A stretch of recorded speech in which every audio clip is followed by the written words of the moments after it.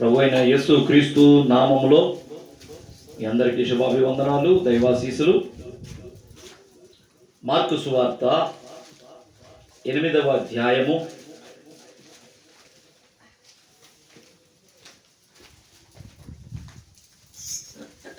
34, 35, 36 వచనాలు చదువుకుందాం.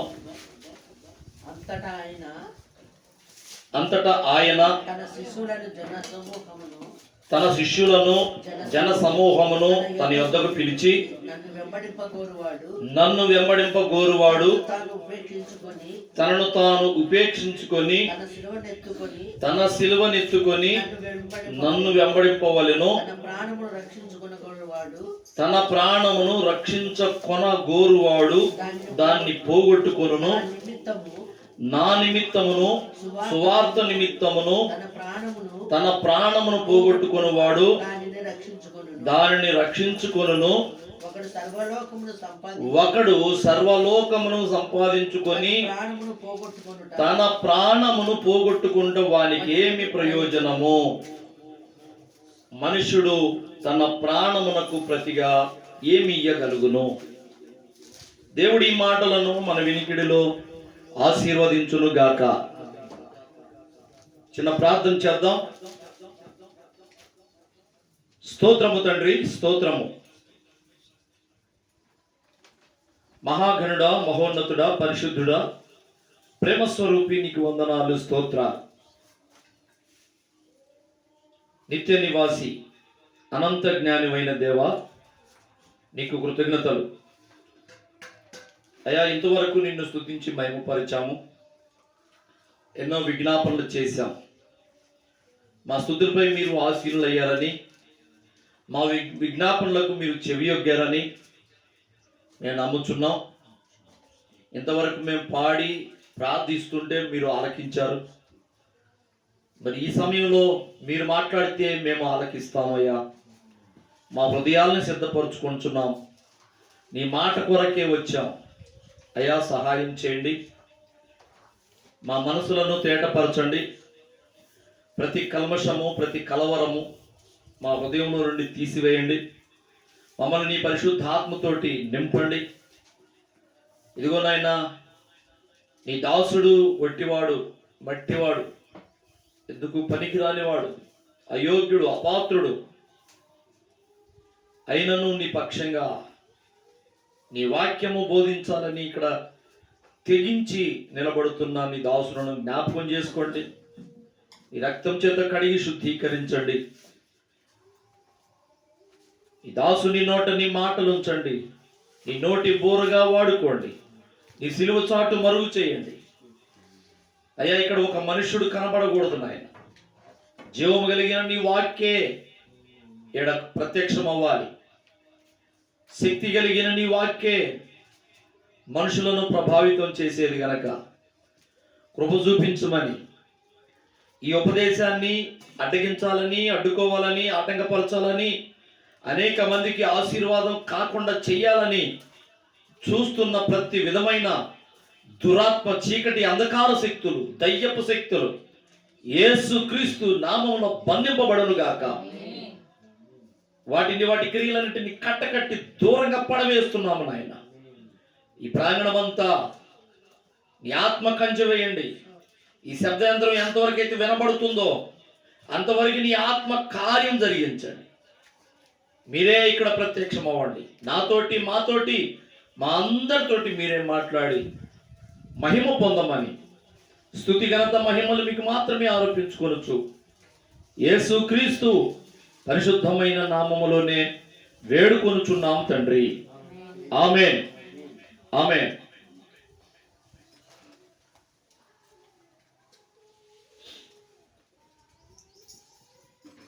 అంతటా ఆయన శిష్యులను జన సమూహమును తన యొద్దకు పిలిచి, నన్ను వెంబడింపగోరువాడు తనను తాను ఉపేక్షించుకొని తన సిలువనెత్తుకొని నన్ను వెంబడింపవలెను.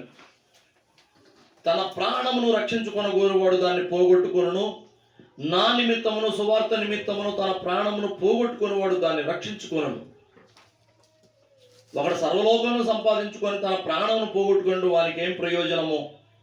మనుషుడు తన ప్రాణమునకు ప్రతిగా ఏమి ఇయ్యగలుగును? తన ప్రాణమునకు ప్రతిగా ఏమి ఇయ్యగలుగును? ఏమి ఇయ్యగలడు? తన ప్రాణానికి బదులుగా ఏమి ఇవ్వగలడు? అంటే ఈ మనిషి అత్యంతముగా అధికముగా ప్రేమించేది తన ప్రాణాన్ని. ప్రాణం కోసం కోట్ల రూపాయల ఆస్తిని కూడా వదులుకుంటాడు. అవునా? ఒక కోటీశ్వరుడు బిడ్డని కిడ్నాప్ చేసి, నీ బిడ్డను నీకు ఇవ్వాలంటే ₹1,00,00,000 ఇవ్వాలి అని అడిగితే, ₹1,00,00,000 చంపేసుకోపో అని అనలేడు.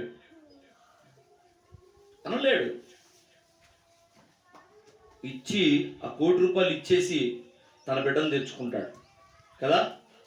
ఏమైంది? ఒకవేళ తననే కిడ్నాప్ చేసినా, నువ్వు సంపనైన సంపు కానీ నేను మాత్రం నా ఆస్తి ఇవ్వను అంటాడా? తన పేకల మీదకి వస్తే దేన్నైనా కానీ విడిచిపెడతాడు. ప్రాణం దక్కించుకోవాలి. మనిషికి విలువైంది, అత్యంత విలువైంది ప్రాణమే. అవునా? అత్యంత విలువైంది ప్రాణమే. ఆ తర్వాత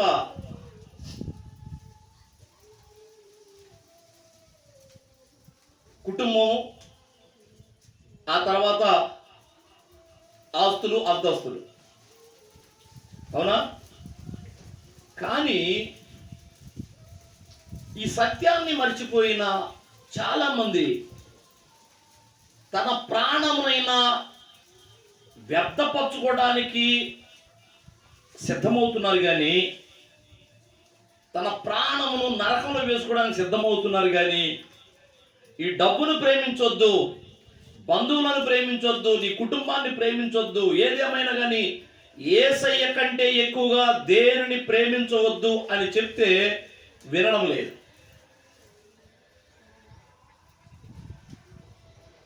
అయ్యా, చివరికి నీ ప్రాణము అగ్నిలో పడిపోతుంది, ఎందుకు ఈ తుచ్చమైన ఆలోచనలు, ఈ తుచ్చమైన లోకం కోసం వెంపర్లాడతావు? నీ ప్రాణం సేఫ్టీ ఉండాలి కదా, నీ ప్రాణాన్ని కాపాడుకోవాలి కదా. ఆలోచించండి. మీ ప్రాణములను తప్పించువాడు, నరకము నుండి విడిపించువాడు నజరేయుడైన యేసు క్రీస్తు మాత్రమే అని చెప్తే, యేసు క్రీస్తు సంగతి కానీ మాత్రం పట్టించుకోడు, కానీ పాపం చేయటం మాత్రం ఆపడు. ఆ పాపం వల్ల వచ్చేది నరకం అని తెలుసు, తర్వాత దాని ఫలితం అనుభవించాలని ప్రతి మానవుడికి తెలుసు. అందుకోసమే పాపం చేయడానికి భయపడుతుంటాడు. ఒక్కొక్కడు భయపడతాడు కానీ దొంగచాటుగా చేస్తుంటాడు, ఎవరు చూడలేదుగా అనుకుంటాడు. ప్రియమైన పిల్లరా, ఇక్కడ మన అంశం ఏంటంటే, ఎవడైనా కానీ తన ప్రాణమును పోగొట్టుకునేవాడు దేని నిమిత్తము అంటే, ఇక్కడ 2 మాటలు చెప్పాడు. నా నిమిత్తమును, సువార్త నిమిత్తమును తన ప్రాణమును పోగొట్టుకునేవాడు దాన్ని కాపాడుకుంటున్నాడు అన్నాడు. ఎవడైనా కానీ నా నిమిత్తమును, సువార్త నిమిత్తమును తన ప్రాణమును కాపాడుకునేవాడు దానిని పోగొట్టుకుంటున్నాడు అని చెప్పాడు. విషయం ఏంటంటే,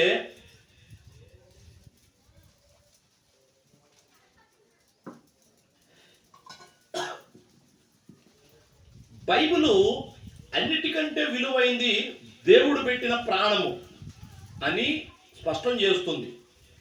యేసుక్రీస్తు వారు ఆదికాండం మొదలుకొని ప్రకటన గ్రంథం వరకు రాయించాడు కదా. ఈ రాయించిన దీని యొక్క భావము, దీని అంశము ఏందంటే, మీ ప్రాణములు కాపాడుకోవాలి, మీ ప్రాణము కాపాడబడాలి. మొట్టమొదటి ఆది మానవునికి దేవుడు ఏం చెప్పాడు? నీవు ఈ పండు తిన్న దినమున నిశ్చయముగా చచ్చెదవు అన్నాడు. చచ్చేది, చనిపోతావు. చనిపోవటము అంటే మనం అనుకునేది ఏంటంటే ఈ భూమి మీద ఈ దేహాన్ని విడిచిపెట్టిపోయే ఆత్మ ఉంది చూడు, ప్రాణం ఆత్మ వెళ్ళిపోతాయి చూడు, దాన్ని మరణం అనుకుంటున్నాం. ఒక విధంగా అది మరణమే. కానీ నిజమైన మరణము, రెండవ మరణం ఒకటి ఉంది. రెండవ మరణం అదేంటయ్యా అంటే అగ్నిగుండంలో పడడం. ఈ దేహమును మరలా లేపుతాడు దేవుడు. మనము గ్రహించని సత్యం ఏంటంటే ఈ దేహము మరలా లెగుస్తుంది. పరిశుద్ధులకి లెగుస్తుంది, పాపులకి లెగుస్తుంది. ఈ దేహాన్ని భూమిలో పాతి పెట్టినా, కాల్చివేసినా, సముద్రంలో పడి ఒకవేళ చేపలకి ఆహారం అయిపోయినా ఆ దేహాలు మరలా వస్తాయి. ప్రతి వాడు ఆయన తీర్పును చూడాల్సిందే. ప్రతివాడు కూడా ఆయన చూడాల్సిందే, ఆయన తీర్పు ఎదుకు రావాల్సిందే. ప్రతివాడు ఆదాము మొదలుకొని యేసు క్రీస్తు రాకడొచ్చిన తర్వాత 1000 ఏళ్ల పరిపాలన అయిపోయిన తర్వాత తీర్పు జరిగే నాటికి అప్పటిదాకా పుట్టి పెరిగిన వాడు ప్రతివాడు సజీవంగా చనిపోయినా ప్రతివాడు కూడా తీర్పులోనికి రావాల్సిందే. యేసు క్రీస్తుని చూడాల్సిందే. యేసు క్రీస్తు తీర్పు కొరకు ఎదురు మోకాళ్ళు వేయాల్సిందే. అయితే యేసు క్రీస్తు వారు మనుషులకు ఒక నియమం పెట్టాడు కదా, మీరు చావకుండా ఉండాలంటే ఇది చెయ్యండి. అక్కడ దాదాపుగా ఆదామును దేని గురించి హెచ్చరించాడు? చావకుండా ఉండాలి అంటే ఈ పండు తిన్న దినమును నిశ్చయముగా చచ్చేదో అన్నాడు. తిన్న దినాన చనిపోయాడా? మరి పాతి పెట్టబడ్డా? లేదు. అంటే ప్రభువారు చెప్పిన చావు అనేది మనం ఇప్పుడు అనుకుంటున్నాం కదా, మనిషికి ఆయుష్ అయిపోయి ఈ దేహం ఎడబడిపోయి ఆత్మ వెళ్ళిపోయి శవము అని మనం చెప్పుకొని ఒక పూట ఇంటి ముందు పంచలో పెట్టుకొని తర్వాత తీసుకెళ్ళి భూస్థాపితం చేస్తాం కదా. ఇది కాదు, ఇది కాదు.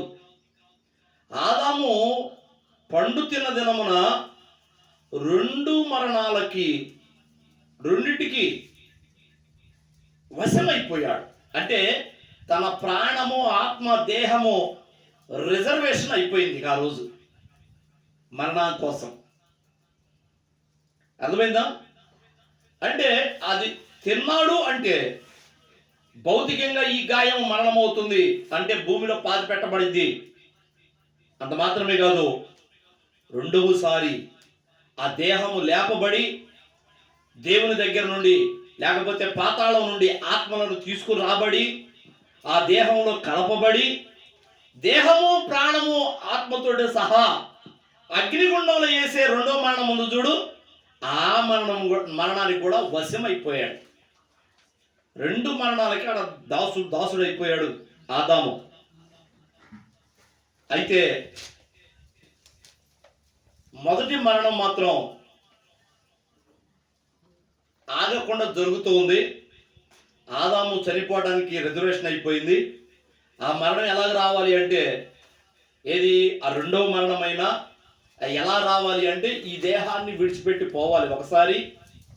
ఒకవేళ నేను చెప్తున్నాను, ఆదాము గనక ఆ పండును తినకుండా ఉంటే దేవుడు ఒక ఆలోచన కలిగి ఉన్నాడు. ఆదాము సుమారు ఇన్ని సంవత్సరాలు ఆదామును పుట్టించాను, అవ్వను పుట్టించాను, ఇన్ని సంవత్సరాలు వాళ్ళు ఈ పండు తినకుండా ఉంటే నా పరీక్షలో నెగ్గితే అప్పుడు వాళ్ళకి సంతానం ఇస్తా. ఏ సంతానము? ఇప్పుడులాగా పాపపు సంతానం కాదు, నశించిపోయే సంతానం కాదు, కనుమరుగైపోయే దేహాలు కలిగిన ఈ సంతానం కాదు, నరకంలో పడే సంతానం కాదు, మహిమలో ఉండే సంతానం, నశింపు కాని అక్షయమైన దేహాలు కలిగిన సంతానాన్ని ఇచ్చేవాడు. కానీ దేవుడు అనుకున్న సమయం వరదాకా ఆదాము ఆ పండు తినకుండా ఉండలేకపోయాడు. అవ్వ తింటే తింది, తాను వదిలేయాల్సింది. ప్రభువా, ఈమె తిన్నదయ్యా, కానీ నేను మాత్రం తినను అన్నట్లయితే ఎట్లుండేదో. రేపు పరలోకం పోయిన తర్వాత అడుగుదాం యేసయ్య, ప్రభువా, అవ్వ తిని ఆదాము తినకుండా ఉంటే పండు ఎలా ఉండేది ప్రభువా? సృష్టి, ఈ భూమి మీద జీవరాశి ఎలా ఉండేది అది అడుగుదాం. ఆయన ఆలోచన చెప్తాడేమో, గుర్తుపెట్టుకోండి. పోయినాక అడగాలి మనం. వస్తారా? గ్యారంటీగా వస్తారా? గ్యారంటీగా పరలోకం ఖచ్చితంగా చెప్పగలరా? పరలోకం రావాలి, లేకపోతే ఎందుకు శుక్రవారం రావడం ఎందుకు, ఆదివారం రావడం ఎందుకు, అద్దెనకూడదు ఇద్దనకూడదు అనుకోవటం, అట మాట్లాడకూడదు ఇట మాట్లాడకూడదు, అది చూడకూడదు ఇది చేయకూడదు, అలా ప్రవర్తించకూడదు, ఇలా బ్రతకూడదు, ఈ నిష్టలన్నీ ఎందుకు? పరలోకం పోవాలనే ఇన్ని కూడా ఓర్చుకుంటుంది. అవును కదా? అయితే పరలోకం పోయిన తర్వాత యేసయ్యను అడుగుదాం, మరి ఆదాము తినకుండా ఉంటే ఏం జరిగేది ప్రభువా అని. ఏముందిరా, అవ్వను తీసేసేవాడిని, ఇంకొక బొవ్వను చేసేవాడిని అంటాడు కదా. కాకపోతే ఆడ ఒక మనకి నేర్పే పాఠం ఒకటి ఉంది. ఏంటంటే, అవ్వని తనకు భార్యగా ఇచ్చాను కదా, ఆ భార్యను తన దేహము వలె, నీ భార్యను ప్రేమింపవలని, నీ సొంత దేహము వలె నీ భార్యను ప్రేమింపవలని ఎఫెసీ పత్రికలో ఉంటుంది మనకి, భార్యను ప్రేమించుడని చెప్పే కాదు. అలాగున నీ భార్య నశింపైపోతుంటే నువ్వు ఎలా వదిలిపెట్టావు ఆదాము అని అడగవలసి వస్తుందేమో దేవుడు. అంటే అది కూడా ఒక నేరారోపణ. నీ భార్య నశింపైపోతుంటే చూస్తూ ఎలా ఊరుకున్నావు? తనను రక్షించుకోవాలని, తన భార్యను కాపాడుకోవాలని నీకు లేదా? ఎందుకని కాపాడుకోవాలనుకోలేదు ఆదాము? ఇప్పుడు యేసుక్రీస్తు కడపటి ఆదాము అని పేరు పెట్టబడ్డాడు. యేసుక్రీస్తు కడపటి ఆదాము. మొదటి ఆదాము ఏం చేశాడు? మొదటి ఆదాము అవ్వ పండు తిన్నదని ఆ అవ్వ కోసం తాను కూడా ఆ పండు తిని చనిపోతే తప్ప తనని అవ్వని కలిసి బ్రతికించడు దేవుడు అని తిన్నాడు. తాను చనిపోవటానికి సిద్ధమయ్యాడు. ఇప్పుడు యేసుక్రీస్తు వారు ఏం చేశాడు? ఈ భూమి మీద ఉన్న ఈ సంఘపు అవ్వందే, ఈ అవ్వంతా పాపం చేసి ఉందని ఈ అవ్వను కాపాడుకోవడానికి ఆయన కూడా మరణానికి దోషుడయ్యాడు. మరణంలోనికి వచ్చాడు ఆయన. ఆయనకేం పని అసలు? మరణం అంటే తెలియదు. యుగ యుగాలు జీవించగలిగిన వాడు. ఆయనకి మరణం అసలు సంబంధం లేదు. అలాంటిది మరణములోనికి వచ్చాడు, కాలంలోనికి వచ్చాడు, మానవుని రూపంలోనికి వచ్చాడు, తాను మరణించాడు. దేనికోసం అంటే తనకి కాబోయే భార్య కోసం. ఈ భార్యను కాపాడుకోవాలని ఆయన కూడా మరణించాడు. అర్థమైందా? అక్కడ ఆదాము పోలిక, ఇక్కడ కడపటి ఆదాము పోలిక.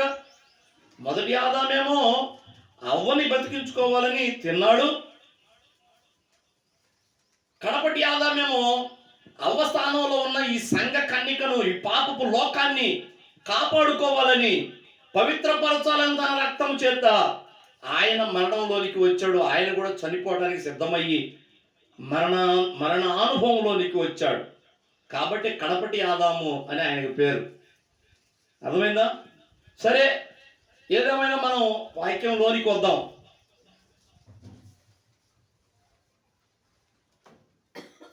మరణము అంటే ఏమిటి అని చెప్పుకున్నాం. ఇంతకీ భౌతికంగా చనిపోవటం ఒకటి, ఆత్మీయంగా కూడా చనిపోవటం ఒకటి.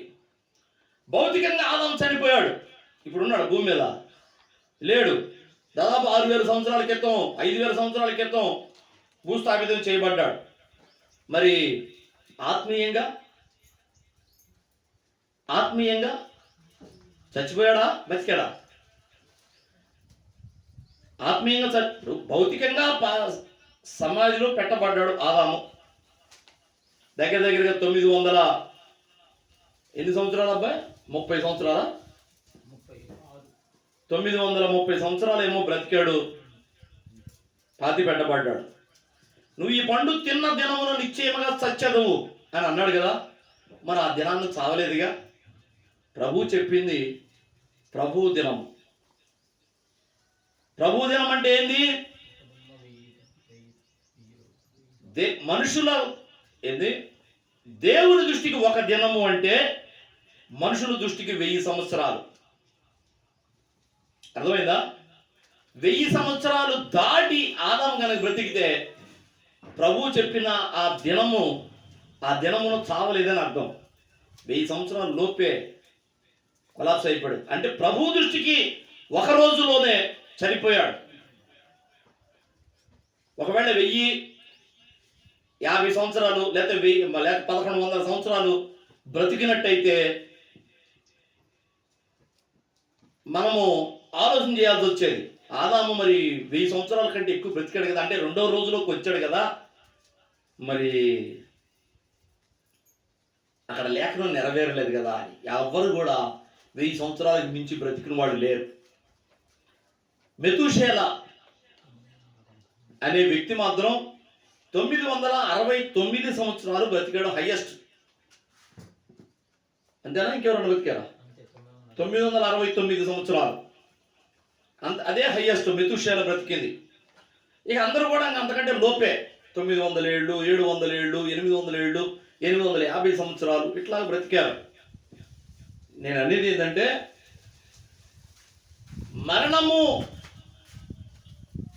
ఆదాము రుచి చూడవలసి వచ్చింది పండు తిన్న పాపానికి.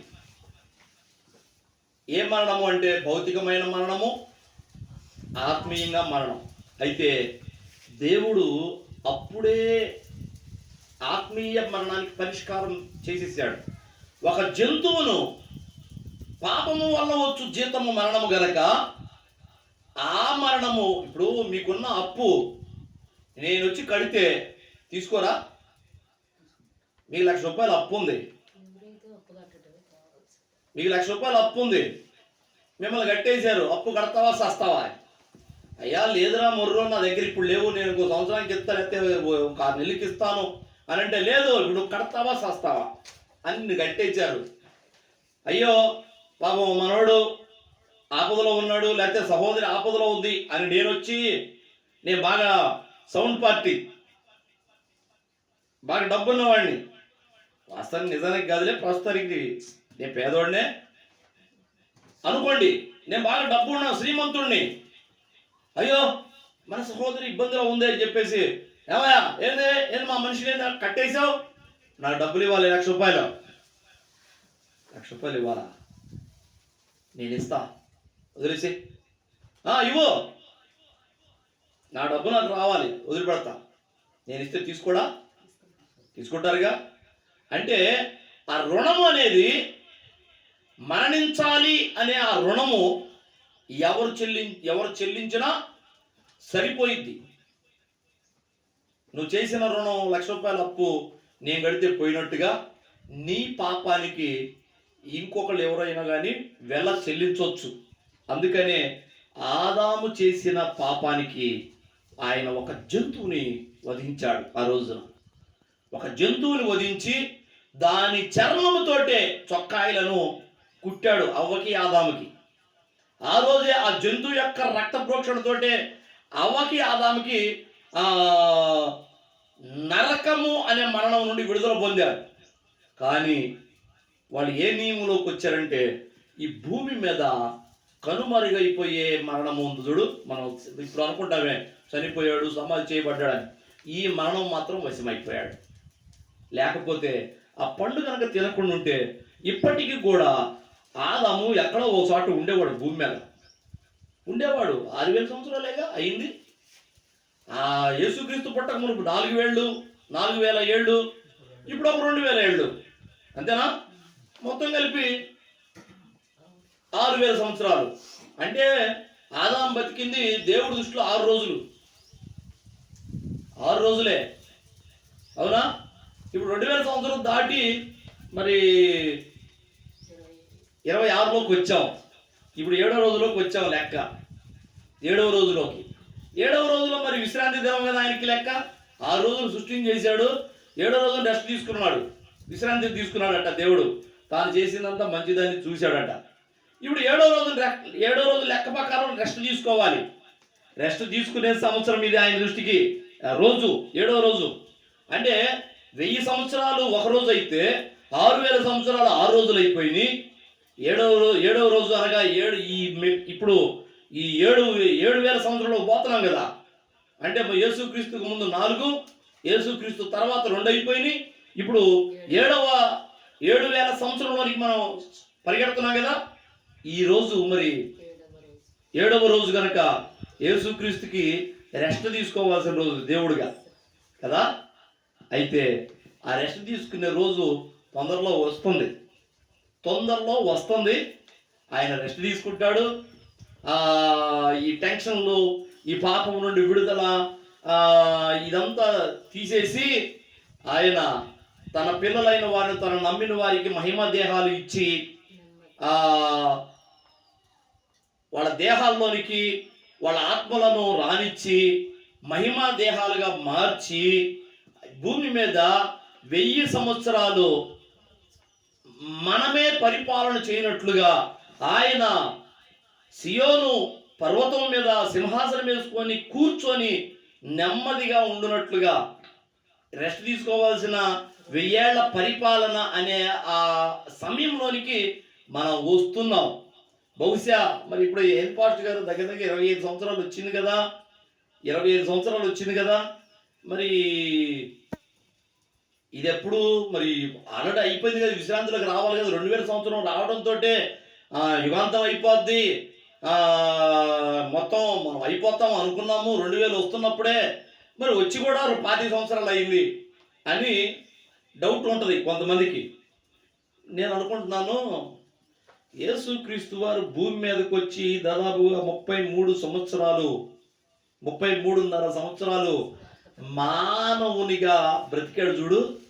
ఆ 33 సంవత్సరాలు ఇటు 2000 సంవత్సరాలకి, ఇటు కింద ముందుండ 4000 సంవత్సరాలకి మధ్యలో యేసుక్రీస్తు భూమి మీద అడుగుపెట్టి నడిచిన సంవత్సరాలు, అసలు దానికి దీనికి సంబంధం లేకుండా ఈ 33 సంవత్సరాలు ప్రత్యేకమేమో. ఆ 33 సంవత్సరాలు అయిపోయిందంటే అనగా 2033 వచ్చేసరికి యేసుక్రీస్తు భూమి 33.5 సంవత్సరాలు బ్రతికాడు కదా. యేసుక్రీస్తు భూమి మీద బ్రతికిన 33.5 సంవత్సరాల కాలము ఈ 33 సంవత్సరాలున్నర గడిస్తే 7వ సంవత్సరంలోనికి అడుగుపెట్టిన 7వ రోజులోనికి 7,000 సంవత్సరంలోనికి అడుగుపెట్టిన అనుభవంలోనికి మనం వస్తావేమో. బహుశా ఇంకెన్ని సంవత్సరాలు? ఇప్పుడు 26, ఒక 4, అవతల ఒక 3, ఇంకొక 7.5 సంవత్సరాలు ఉంటుందేమో. ఆ తర్వాత నా లెక్క యేసుక్రీస్తు రాకడ వచ్చిద్దేమో అనుకుంటున్నా నేను. సరే, మనుషులు పుర్రెను బట్టి ఏ లేఖనం నెరవేరదు, కానీ దేవుని చిత్తం ఏమై ఉందో కనిపెట్టుకొని ఉందాం. అయితే ఇక్కడ తన ప్రాణమును నా నిమిత్తము, సువార్త నిమిత్తము పోగొట్టుకుని వాడెవడో దాన్ని కాపాడుకొనును అన్నాడు. అంటే ఇక్కడ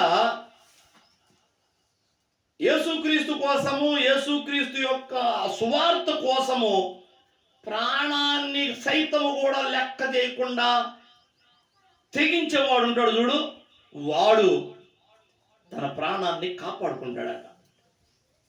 ఎప్పుడైతే యేసుక్రీస్తు నిమిత్తము కానీ, ఎప్పుడైతే యేసుక్రీస్తు సువార్త నిమిత్తము కానీ ఎవడో చంపుతాడు, ఏదో చేస్తాడు, మనం చనిపోతామేమో, మనకున్నదంతా పోయిద్దేమో, మన కుటుంబం పతనమైపోయిద్దేమో, మనం భూమి మీద కనుమరుగైపోతామేమో, మనము చనిపోతామేమో, మన కుటుంబీకులు చనిపోతారేమో, మన ఆస్తులన్నీ కొలాప్స్ అయిపోతాయేమో, ఎందుకు వచ్చిన బాధ అనుకొని ఎవడైతే తన ప్రాణమును కాపాడుకుంటాడో, తనకున్న దానిని కాపాడుకోవాలనుకుంటాడో, వాడు దానిని మాత్రం శాశ్వతంగా పోగొట్టుకుంటాడట.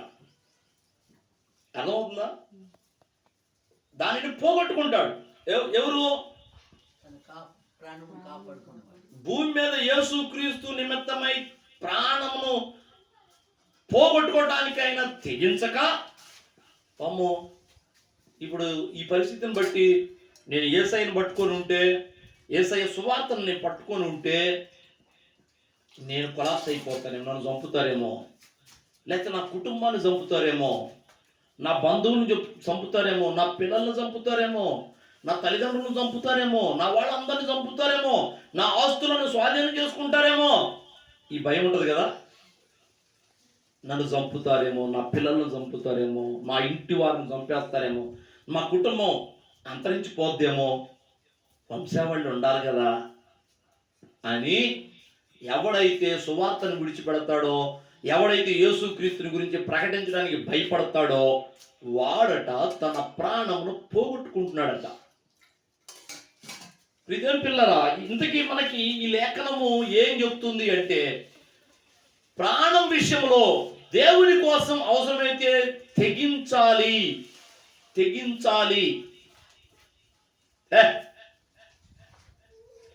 నువ్వు చంపితే నేను భయపడతాం అనుకుంటున్నావా? నువ్వు చంపుతానంటే భయపడతాం అనుకుంటున్నావా?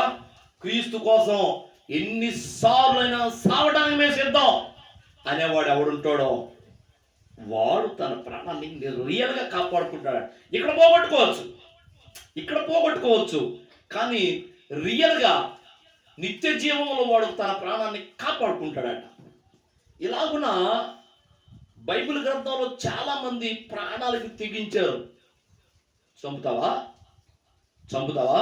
చంపు, ఏదన్నా కానీ నా ప్రాణం పోయినా పర్వాలేదు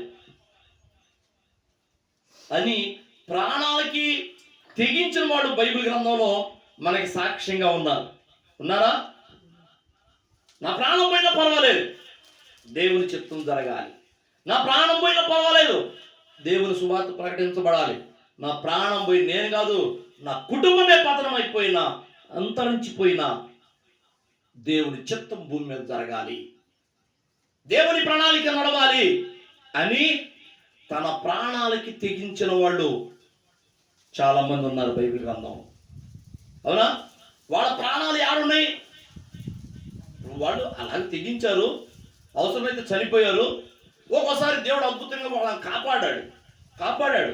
చావాలనుకున్నప్పుడు సావనీలా. షడ్రక మేషక అబేద్నెగోలు వాళ్ళు ప్రతిమకు మొక్కలేదు. అవసరమైతే సావనని చేస్తాం. ఇదిగో నెబుకద్నెజరు, నువ్వు ఈ ప్రతిమకు మొక్కమంటున్నావు, మేము మొక్కకపోతే అగ్నిగుండంలో పడేస్తానంటున్నావు. అవసరమైతే మా దేవుడు అగ్నిగుండం నుండి మమ్మల్ని కాపాడగల సమర్థుడు. తెలుసా? మా దేవుడు మమ్మల్ని కాపాడుతాడు.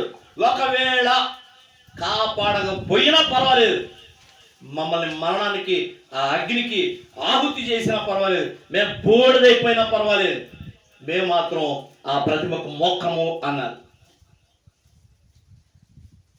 రాజు కదా, ఒళ్ళు మండింది, ఈగో దెబ్బతింది. ఏంట్రా వీళ్ళు? రాజు అయిన నెబుకద్నెజరు అంటున్నారు, ధైర్యంగా నా పేరు పెట్టి పిలుస్తున్నారు. ముందు ఏం చేసుకుంటావు చేసుకో అనే కాడకు వచ్చారు. వేసేయండి అగ్నిగుండంలో. వేయిపోతుండే ఆగండి, ఆ అగ్నిని 7 రెట్లు చేయండి. సాదా మామూలు అగ్నిగుండం కాదు అదే. వేయండి, మరిన్ని కట్లేయండి, బాగా మండించండి అని అగ్ని 7 హెచ్చింపు చేసి దాంట్లో వేయటానికి కోసమని బ్యార్నీలో కట్టలేస్తారు చూడు. ఒక డోర్ తీసి కట్టెలు ఇలా ఇసిరేసి తలుపేస్తారు, పైకి సెగ్గొట్టింది కదా. అలాగున అగ్నిగుండంలోకి తలుపు తీసి వేసేవాళ్ళు వేస్తుంటే వాళ్ళు కాలిపోయారు వేసేవాళ్ళు. ఎందుకంటే అక్కడెక్కడో మంటుంటే ఇక్కడ దాకా కొడుతుంది శాఖ. మరి మనుషుల్ని ఇక్కడ నుంచి విసిరేస్తే అడదాకా బాలేడుగా, దగ్గరకు పోయి వేయాల్సి వస్తుంది. శాఖకి కాలిపోయారు వేసేవాళ్ళు కాలేరు, వాళ్ళ దేహాలు కాలిపోయినాయి. వీళ్ళని మాత్రం లోపలికి నెట్టేశారు. బయట సెగకే చచ్చిపోతే వీళ్ళ పరిస్థితి ఏంది? చచ్చిపోవాలి కదా. పై అంతస్తులోకి వెళ్ళి రాజుగారు ఇలా చూస్తున్నాడు, బావిలో చూసినట్లుగా అగ్నిగుండంలోకి చూస్తే వాళ్ళ లోపల చప్పట్లు కొట్టుకొస్తూ స్తుతిస్తూ పాటలు పాడుతూ రౌండ్గా తిరుగుతున్నారు అగ్నిగుండంలో. ఎక్కడ తిరిగినట్టు? ఏసీ గదిలో తిరిగినంత ఈజీగా తిరుగుతున్నారు. కేకలు వినపట్లా, పాటలు వినపడుతున్నాయి. ఏంట్రా వీళ్ళు లోపల నుంచి పాటలు వినపడుతున్నాయి ఏందని ఇట్లా తొంగి చూస్తే అగ్నిగుండంలో 4 కనపడుతున్నారు. వెంటనే రాజు అన్నాడు, ఏమయ్యా మనం వేసింది ఎంతమందిని? రాజా 3 వేసాం కదా మరి నాకేంటి 4 కనపడుతున్నారు? 4 కనపడుతున్నారు. 4 కనపడుతున్నారు. ఆ 4 కూడా పాటలు పాడుతూ తిరుగుతున్నారు. లోపల అగ్నిలాగా మారిపోయి ఉన్నారు. వాళ్ళు ఇట్లా చనిపోయేటట్లేరయ్యా. మొత్తానికి వాళ్ళ దేవుడు వాళ్ళని కాపాడుతున్నాడు. బయటికి తీయండి. డోర్ తీసి షడ్రక మేషక అబేద్నెగో బయటికి రండి. వచ్చారు. బయటకు వస్తే వాళ్ళు అందరు సభంతా ఆశ్చర్యపోయి చూస్తుంది. ఏంద్రా వీళ్ళు అంత అగ్నిగుండంలో పోయి బయటికి ఏం మామూలు వస్త్రాలు మామూలుగానే వచ్చేసారు. అసలు ఏదో ఏసీ గదిలో పోయి కాసేపు నిద్రపోయి వచ్చినట్టుగా ఇదేంటి దేహం సాధ్యం అని పట్టుకొని చూశారు. దేహాలే, వస్త్రాలు పట్టుకున్నారు, వస్త్రాలే. ఏంది వాసన కూడా చూశారట. కనీసం వాళ్ళ దేహానికి అగ్ని వాసన.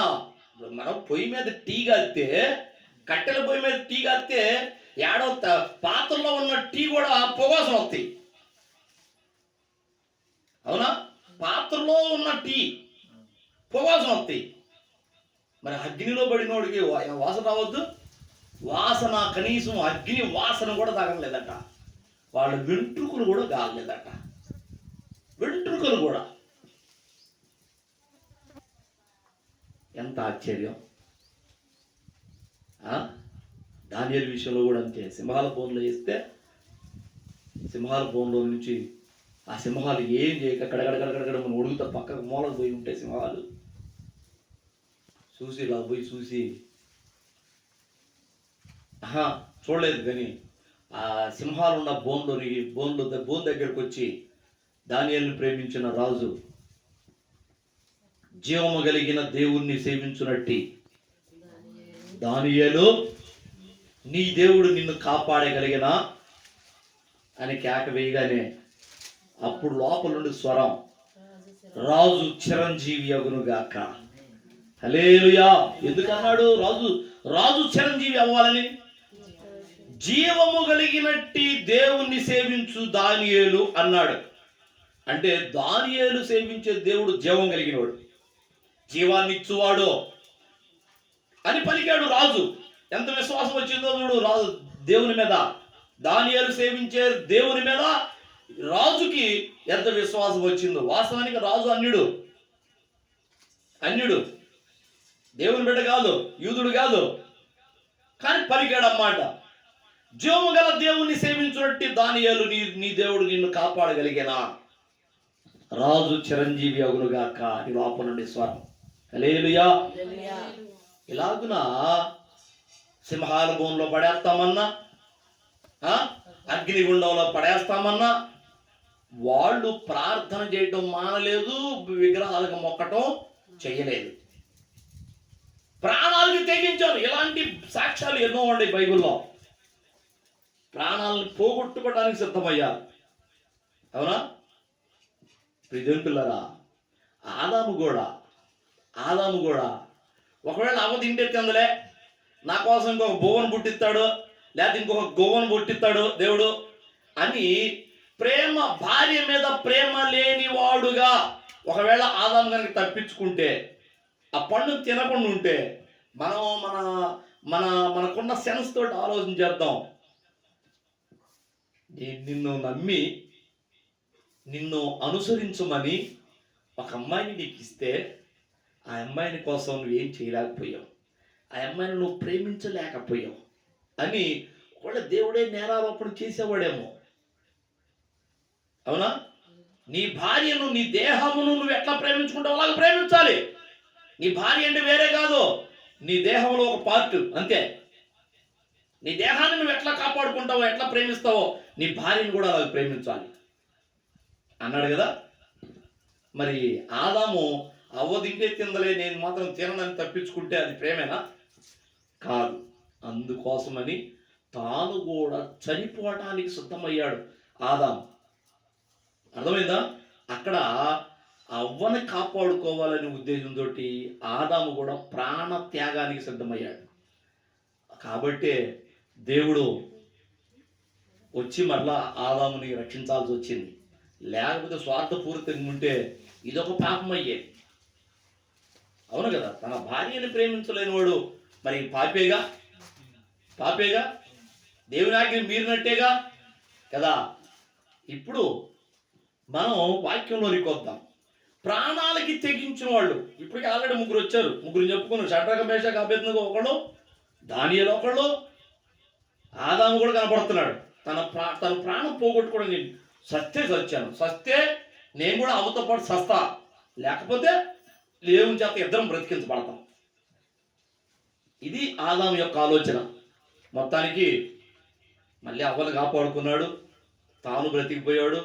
దేవుడు వచ్చి ఒక ప్రణాళిక రచించేప్పటికప్పుడు రక్త ప్రోక్షణ ద్వారా, ఒక జంతువుని బలిచ్చుడు ద్వారా వాళ్ళిద్దరు ప్రాణాలు కాపాడబడ్డాయి. అయితే భౌతికంగా మాత్రం కనుమరుగైపోయారు.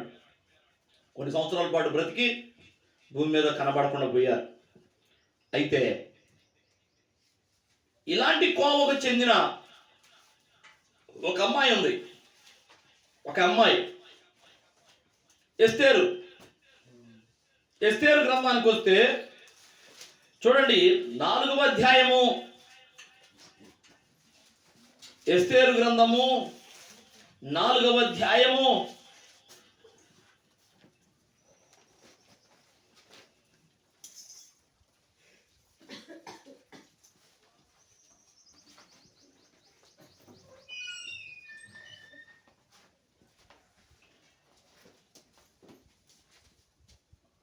10వ వచనం చూడండి. పిలవబడక పురుషుడే గాని స్త్రీయే గాని రాజు యొక్క అంతర్గృహమున ప్రవేశించిన ఎడల బ్రతుకున్నట్లుగా రాజు తన బంగారపు దండమును ఎవరి తట్టు చాపున వారు తప్ప ప్రతివాడు సంహరింపబడునన్న కఠినమైన ఆజ్ఞ కలదని రాజసేవకులందరికీ అతని ఆస్థానంలోనున్న జనులందరికీ తెలిసే ఉన్నది అన్నాడు. పిలవబడకుండా అలా అబ్బాయిని బిలు, అలా అమ్మాయిని బిలు, వాళ్ళని పలానా రమ్మను అని రాజు పిలవకుండా ఎవరు కూడా వాళ్ళంతటి వాళ్ళుగా రాజు సముఖానికి రాకూడదు. అక్కడ ఉన్న శాసనం అది. ఒకవేళ అలాగ కనుక వస్తే ఎవరి వైపు అయితే బంగారపు దండం చూపిస్తాడో వాళ్ళు బ్రతికిపోతారు. ఒకవేళ కోపంతో ఉంటే ఇనప దండం చూపించాడు అనుకో, అయిపోయాడే ఆ రోజున. నేను పిలవకుండా వస్తాడా అని అవుతున్నా, ఇనప దండం తీసుకొని వాడిని సంహరించండి అంటే కథం. వాడు ఎందుకు వచ్చాడో ఏందో ఇంకా అనవసరం. వాడు చెప్పుకునేది ఏమో చెప్తాడో లేదో కూడా తెలియదు. ఎవడరా నువ్వు పిలవ పెట్టకుండా ఎట్ట వస్తావు లోపలికే, సభ్యుడు ముందు వాడు అంటాడు, అయిపోతాడు కదా. ఒకవేళ బంగారపు దండం కనుక చూపిస్తే వాడు బతికిపోతాడు. ఈ శాసనం ఉన్నది అక్కడ ఉన్న వాళ్ళకి, ఆ స్థానంలో ఉన్న వాళ్ళకి అందరికి తెలుసు. అయితే నేటికి 30 దినముల నుండి రాజు వద్దకు ప్రవేశించుటకు నేను పిలువబడలేదని చెప్పుమనెను. 30 రోజుల నుంచి నేను నా అంతఃపురంలోనే ఉంటున్నాను కానీ రాజు సముఖమునకు నన్ను పిలవలేదు అని ఎస్తేరు చెప్తుంది. ఎవరికి? మొర్దెకైకి తెలియపరచండి. నేటికి 30 దినముల నుండి రాజు వద్దకు ప్రవేశించుటకు నేను పిలువబడలేదని చెప్పుమనెను. వారు ఎస్తేరు యొక్క మాటలు మొర్దెకైకి తెలుపగా మొర్దెకై ఎస్తేరుతో ఇట్లు ప్రత్యుత్తరం ఇచ్చి, రాజనగరులో ఉన్నంత మాత్రము చేత యూదులందరికంటే నీవు తప్పించుకుందు అని నీ మనసులో తలుచుకొనవద్దు. నీవు ఈ సమయమందు ఏమీ మాట్లాడక మౌనముగా నున్న ఎడల యూదులకు సహాయమును విడుదలయు మరి ఒక దిక్కు నుండి వచ్చును గాని నీవును నీ తండ్రి ఇంటి వారును నశించుదురు. నీవు ఈ సమయమును బట్టియే రాజ్యమునకు వచ్చితివేమో ఆలోచించుకొనుమని చెప్పుము ఆయన. మొర్దెకై ఏమంటున్నాడు? నీవు రాజనగర్లో ఉన్నంత మాత్రాన ఇక్కడ వీళ్ళందరికంటే నేను తప్పించుకుంటాలే అని అనుకుంటున్నావేమో. నువ్వు రాజనగరంలో అంటే ఒక రాణి స్థానంలో ఉన్నంత మాత్రాన ఎవరు నశింపైపోయినా నేను మాత్రం బతుకుంటాను అని అనుకుంటున్నావేమో.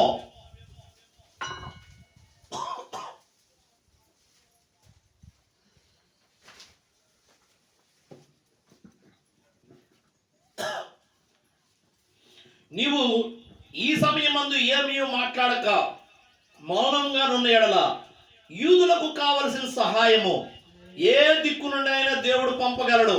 కానీ నీవు నీ కుటుంబము అంతరించిపోతారు. జాగ్రత్త.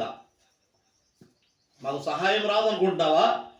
నువ్వేం మాట్లాడకుండా రాజస్థానంలో ఉండి రాణి స్థానంలో ఉండి నువ్వు యూదులకు ఎటువంటి సహాయం చేయకుండా నువ్వు మౌనంగా ఉంటే నువ్వు తప్పింపబడతా, నేను తప్పింపబడతానులే, రాణి స్థానంలో ఉన్న నన్ను ఎవడు చంపుతాడు, మా వాళ్ళందరూ పోతే పోయారులే, మా జాతి అంతా అంతరించి పోతే పోయిందిలే అని అనుకుంటున్నావేమో. గుర్తుపెట్టుకో, మన దేవుడు ఎలాగైనా కానీ ఏ దిక్కు నుండైనా సహాయం పంపగలడు.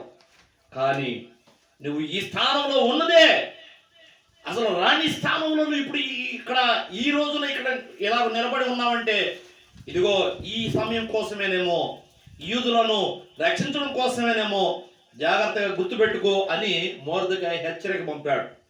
అప్పుడు ఎస్తేరు మొర్దెకైతో మరలా ఇట్లా, నేను నీవు పోయి షూషానునందు కనబడిన యూదులందరినీ సమాజ మందిరమునకు సమకూర్చి నా నిమిత్తము ఉపవాసం ఉండి 3 దినములు అన్నపానములు చేయకుండుడి, నేనును నా పనికత్తులను కూడా ఉపవాసముందము, ప్రవేశించుట న్యాయ వ్యతిరేకంగా ఉన్నను, నేను రాజు వద్దకు ప్రవేశించుదును, నేను నశించినా నశించదను. అటువలే మొర్దెకై బయలుదేరి ఎస్తేరు తనకు ఆజ్ఞాపించిన అంతటి ప్రకారముగా జరిగించెను. నేను నశించినా నశిస్తాను, నేను చనిపోయినా పర్వాలేదు, నేను వెళతాను, రాజు పిలవకుండా పోకూడదు, కానీ నేను పోతాను.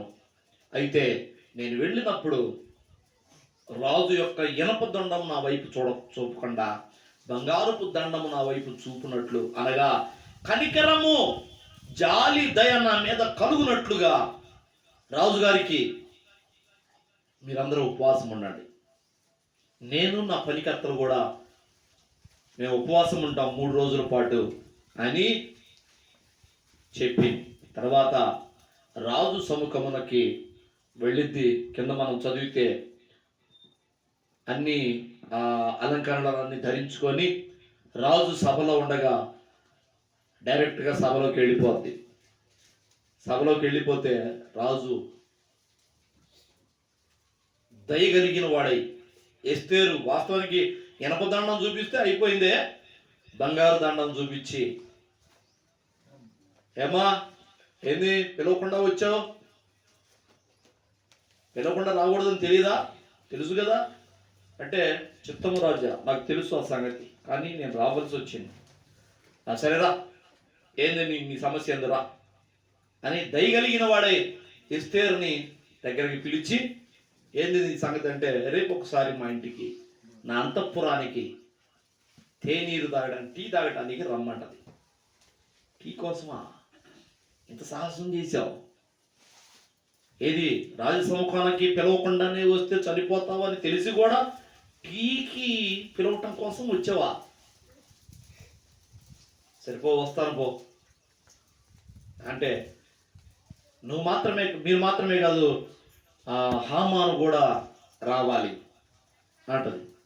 హామాను కూడా రావాలంటే హామాను మురిసిపోతాడు. ఓ అబ్బా అడిగారు, నన్ను కూడా రమ్మన్నారు టీ కోసం, రాజుతో పాటు టీ కోసం నన్ను కూడా రమ్మన్నారు అని తెగ కుశాల పడిపోయి ఇంటికాడ కూడా చెప్పుకుంటాడు. రేపు నేను రాణి అంతఃపురానికి పోతున్నా రాజుగారితో పాటు టీ తాగటానికి కోసం, నన్ను కూడా రమ్మంది. నేనంటే ఎంత ప్రేమో ఎంత అభిమానమో రాణిగారికి అనుకుంటా ఇంటికాడ మురిసిపోయి ఇంటికాడ వాళ్ళందరికీ చెప్పుకొని వస్తాడు. ఆ రోజు అయిపోయిన తర్వాత ఆ రోజు టీ ఇచ్చేసి మరలాడిగింది, నీ కటాక్షం నా మీద ఉన్న ఎడల రేపటి దినాన మరలా మీరు మా ఇంటికి భోజనానికి రావాలి. రాజుకి ఏం అర్థం కాదు, ఏంది ఇలా అడుగుతుంది, టీకి రమ్మంది ఇలా, మళ్ళీ రేపేం భోజనానికి రమ్మంటుంది, నా స్వహస్తాలతో వండి పెడతాను రేపు భోజనానికి రమ్మండి. హామాను కూడా రమ్మని మళ్ళీ చెబితే ఓయి అబ్బా మా కొండ ఎక్కినట్టుగా ఉప్పొంగిపోతాడు హామాన్. ఇదే తరుణంలో ఈ ఆనందం ఎక్కువైపోయి ఇంటికాడ వాళ్ళకి చెప్పుకొని వస్తాడు.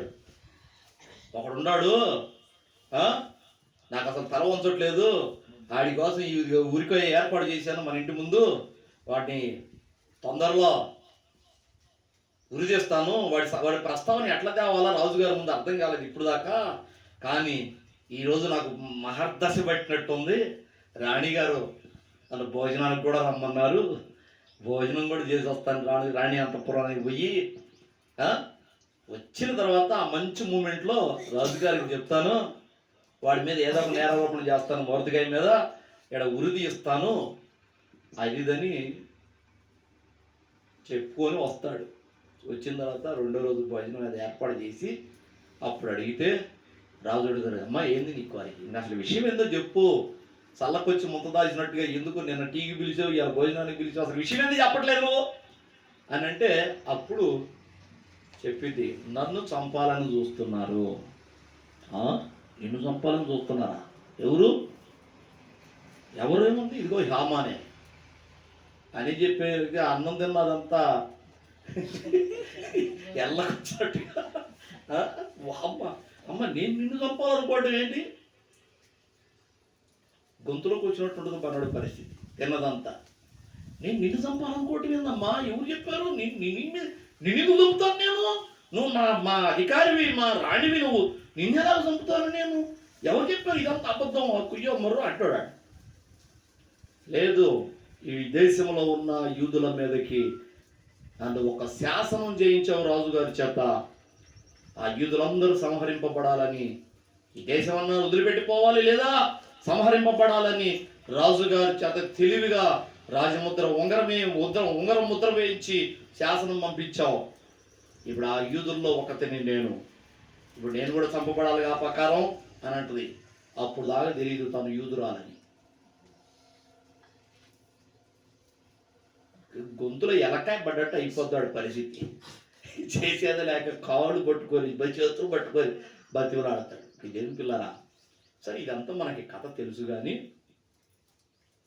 ప్రాణాలకి తెగించి వెళ్ళింది రాజు సముఖానికి. నిజం, అది చిన్న విషయం కాదు. ఇప్పుడు నువ్వు ఒక కత్తి పట్టుకొని లేదా ఒక గ్రెనేడ్ బాంబు ఒకటి పట్టుకొని ముఖ్యమంత్రి దగ్గరికి, ముఖ్యమంత్రి ఆఫీస్కి వెళ్ళగలవా? నువ్వు పానిస్తారా? ముందు అనేక రకాలుగా స్టెప్పుల వారీగా చెక్కింగ్లు ఉంటాయి. ముందు మనుషులు చెక్కింగ్ ఉంటుంది, తర్వాత మిషన్ చెక్కింగ్ ఉంటుంది. నువ్వు లోపలికి పోవాలి, ముఖ్యమంత్రి గారిని గెలవాలంటే అంత ఈజీ కాదు. ఒక ఆయుధం పట్టుకొని ఒక బాంబు పట్టుకొని పోవడం, అది ఎట్లాంటిది ఆ ప్రయోగం అంటే ఇక నీ ప్రాణాలు తెగించిపోవటమే. నీ దగ్గర కత్తి ఉందని బాంబు ఉందని ఆడ చెక్కింగ్లో తేలిందంటే నువ్వు మళ్ళీ ఇంటికి క్షేమంగా వస్తావని గ్యారెంటీ ఉందా? ఏమనుందా? లేదు. ఇక నిన్ను అడ్డించి అంటే వైద్యం చేస్తారు, జైల్లో చేస్తారు. ఇక నీ మీద ఏమేమి కేసులు వస్తాయి, ముఖ్యమంత్రి గారిని చంపడానికి వచ్చాడు, అసలు ఏది కారణం అని నిన్ను మామూలు తోముడు దోమరు ఏంది కొల్లబడుతారు. నువ్వు బతుకుంటే తర్వాత ఇంటికి వస్తావు కదా. ప్రాణాలతో చెలగాటం ఆడటం అట్లాంటిది. ఒక ముఖ్యమంత్రి దగ్గరికి కత్తి పట్టుకొని పోవటం, ఒక బాంబు పెట్టుకొని పోవటం, అలాగనే పిలవకుండానే రాజు యొక్క ఆజ్ఞ లేకుండానే రాజు ముందుకు పోవటం అలాంటిదే. ప్రాణాలకు తెగించిపోయింది కదా. దేనికి? తన జాతిని కాపాడుకోవాలని, తన జాతిని తన ఒక్కదాని ప్రాణం గురించి కాదు ఇక్కడ సమస్య. తన ఒక్కతే ప్రాణం అయితే తన ప్రాణం రక్షించుకోవాలనుకుంటే అసలు అంత తెగించి రాజు ముందుకు ఎందుకు పోతే పోదు కదా. తన ప్రాణం పోయినా పర్వాలేదు, నా జాతి మాత్రం బ్రతకాలి, వాళ్ళని ఎలాగైనా నేను కాపాడుకోవాలి, రాజుగారిని కన్విన్స్ చేయాలి నేను అని చెప్పి తన జాతిని కాపాడుకోని నిమిత్తం ప్రాణాలకు తెగించి మరీ వెళ్ళింది.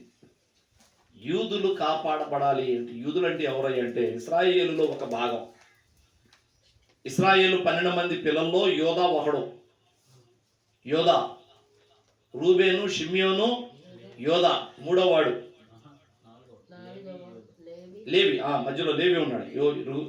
రూబేను, షిమ్యోను, లేవి, యోధా, దాను, గాదు, నప్తాలి, ఆషేరు, ఇస్సాకారు, జెబూలూను, గాదు, దాను, తర్వాత నప్తాలి, తర్వాత యోసేపు, బెన్యామీను, మొత్తం 12 మంది. ఈ 12 మందిలో ఒకడు యోధా. యోధా యొక్క సంతానం అంతా యూదులు, మిగతా వాళ్ళ సంతానం అంతా వాళ్ళ గోత్రాలకు చెందిన వాళ్ళు. ఈ యూదులు మాత్రం ఆ బబులోనికి ఒకసారి ఆ బానిసలుగా కొనుక్కోబడి అక్కడ స్థిరపడిపోతారు, అక్కడ వాళ్ళు ప్రబలిపోతారు. ఈ యొక్క రాజు ఆస్థానంలో, అహష్వేరోషు ఆస్థానంలో వాళ్ళు కూడా సహజీవనం చేస్తూ ఉంటారు కదా. కానీ ఎప్పుడైతే ఈ మొర్దెకై తలవంచలేదని హామాను వ్యసనపడ్డాడో, వాళ్ళని వైనం చేయాలనుకుంటాడు.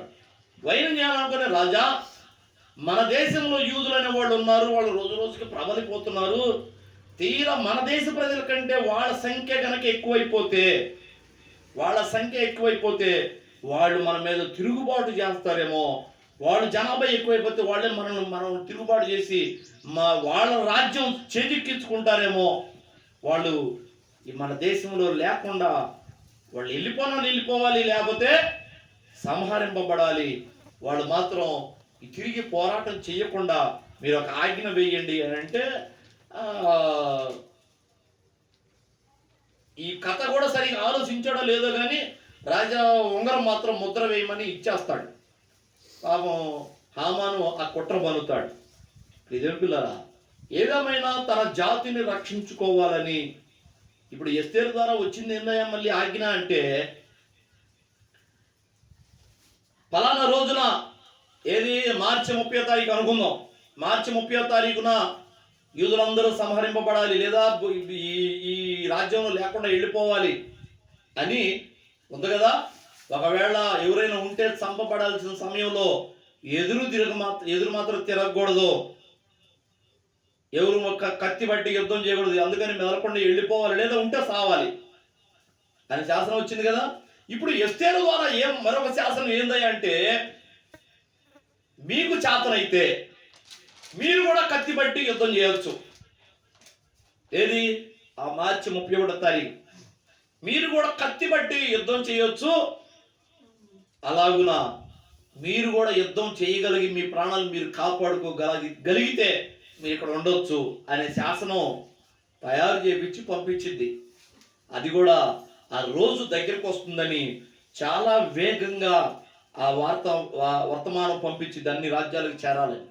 చివరికి ఈ వర్తమానం పోయిన తర్వాత ఇక యూదులు కూడా కత్తి బట్టి వాళ్ళని వాళ్ళు రక్షించుకోవచ్చు అనుకున్నప్పుడు మరి ఇక ఎదురోడికి భయం వేస్తుందిగా, ఇంకెందుకు లేరా మరి రెండో శాసనం ఎలా వచ్చింది, మరి మనం పోయి వాడి మీదకి యూదుల మీద మనం పోవటం ఎందుకు, వాడు కత్తి పట్టడం ఎందుకు, మనం ఒకరినొకరు పొడుచుకొని సావటమేగా, ఎందుకు వచ్చిన బాధ అని ఎవడు కూడా యూదుల మీదకి లెగవరు. ఆ విధంగా వాళ్ళ మీదకి వచ్చే ఉపద్రవం తగ్గిపోయింది కదా.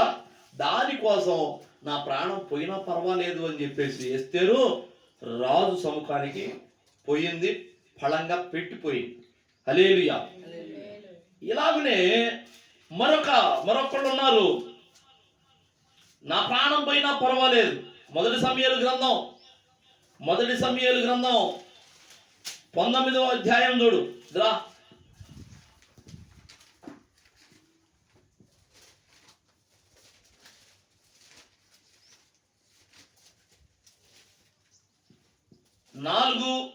వచనం నుంచి చూడండి. యోనాతాను తన తండ్రి అయిన సౌలుతో దావీదును గురించి దయగా మాట్లాడి, నీ సేవకుడైన దావీదు నీ విషయం విషయములో ఏ తప్పిదమ్మును చేసిన వాడు కాక బహు మేలు చేసిన గనక రాజా, నీవు అతని విషయంలో ఏ పాపమును చేయకుందువు గాక.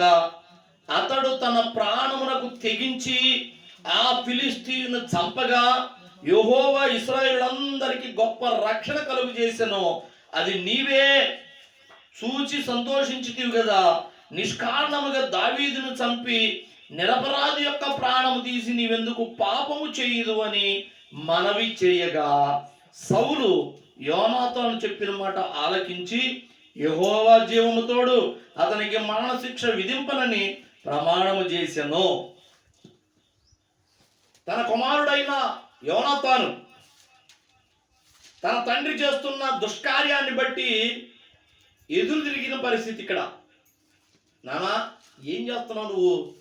దావీదు మీద ఎందుకని కత్తి తోస్తున్నావు, ఈట విసురుతున్నావు? దావీదు ఏం చేశాడు?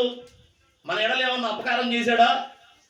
ఇంకా తను ప్రాణానికి తెగించి ఆ ఫిలిస్తీన్ తోటి పోరాడాడు. ఇంత సైన్యం ఉండి, రాజువు నువ్వుండి, మంత్రులుండి, రాజ కుటుంబం ఉండి,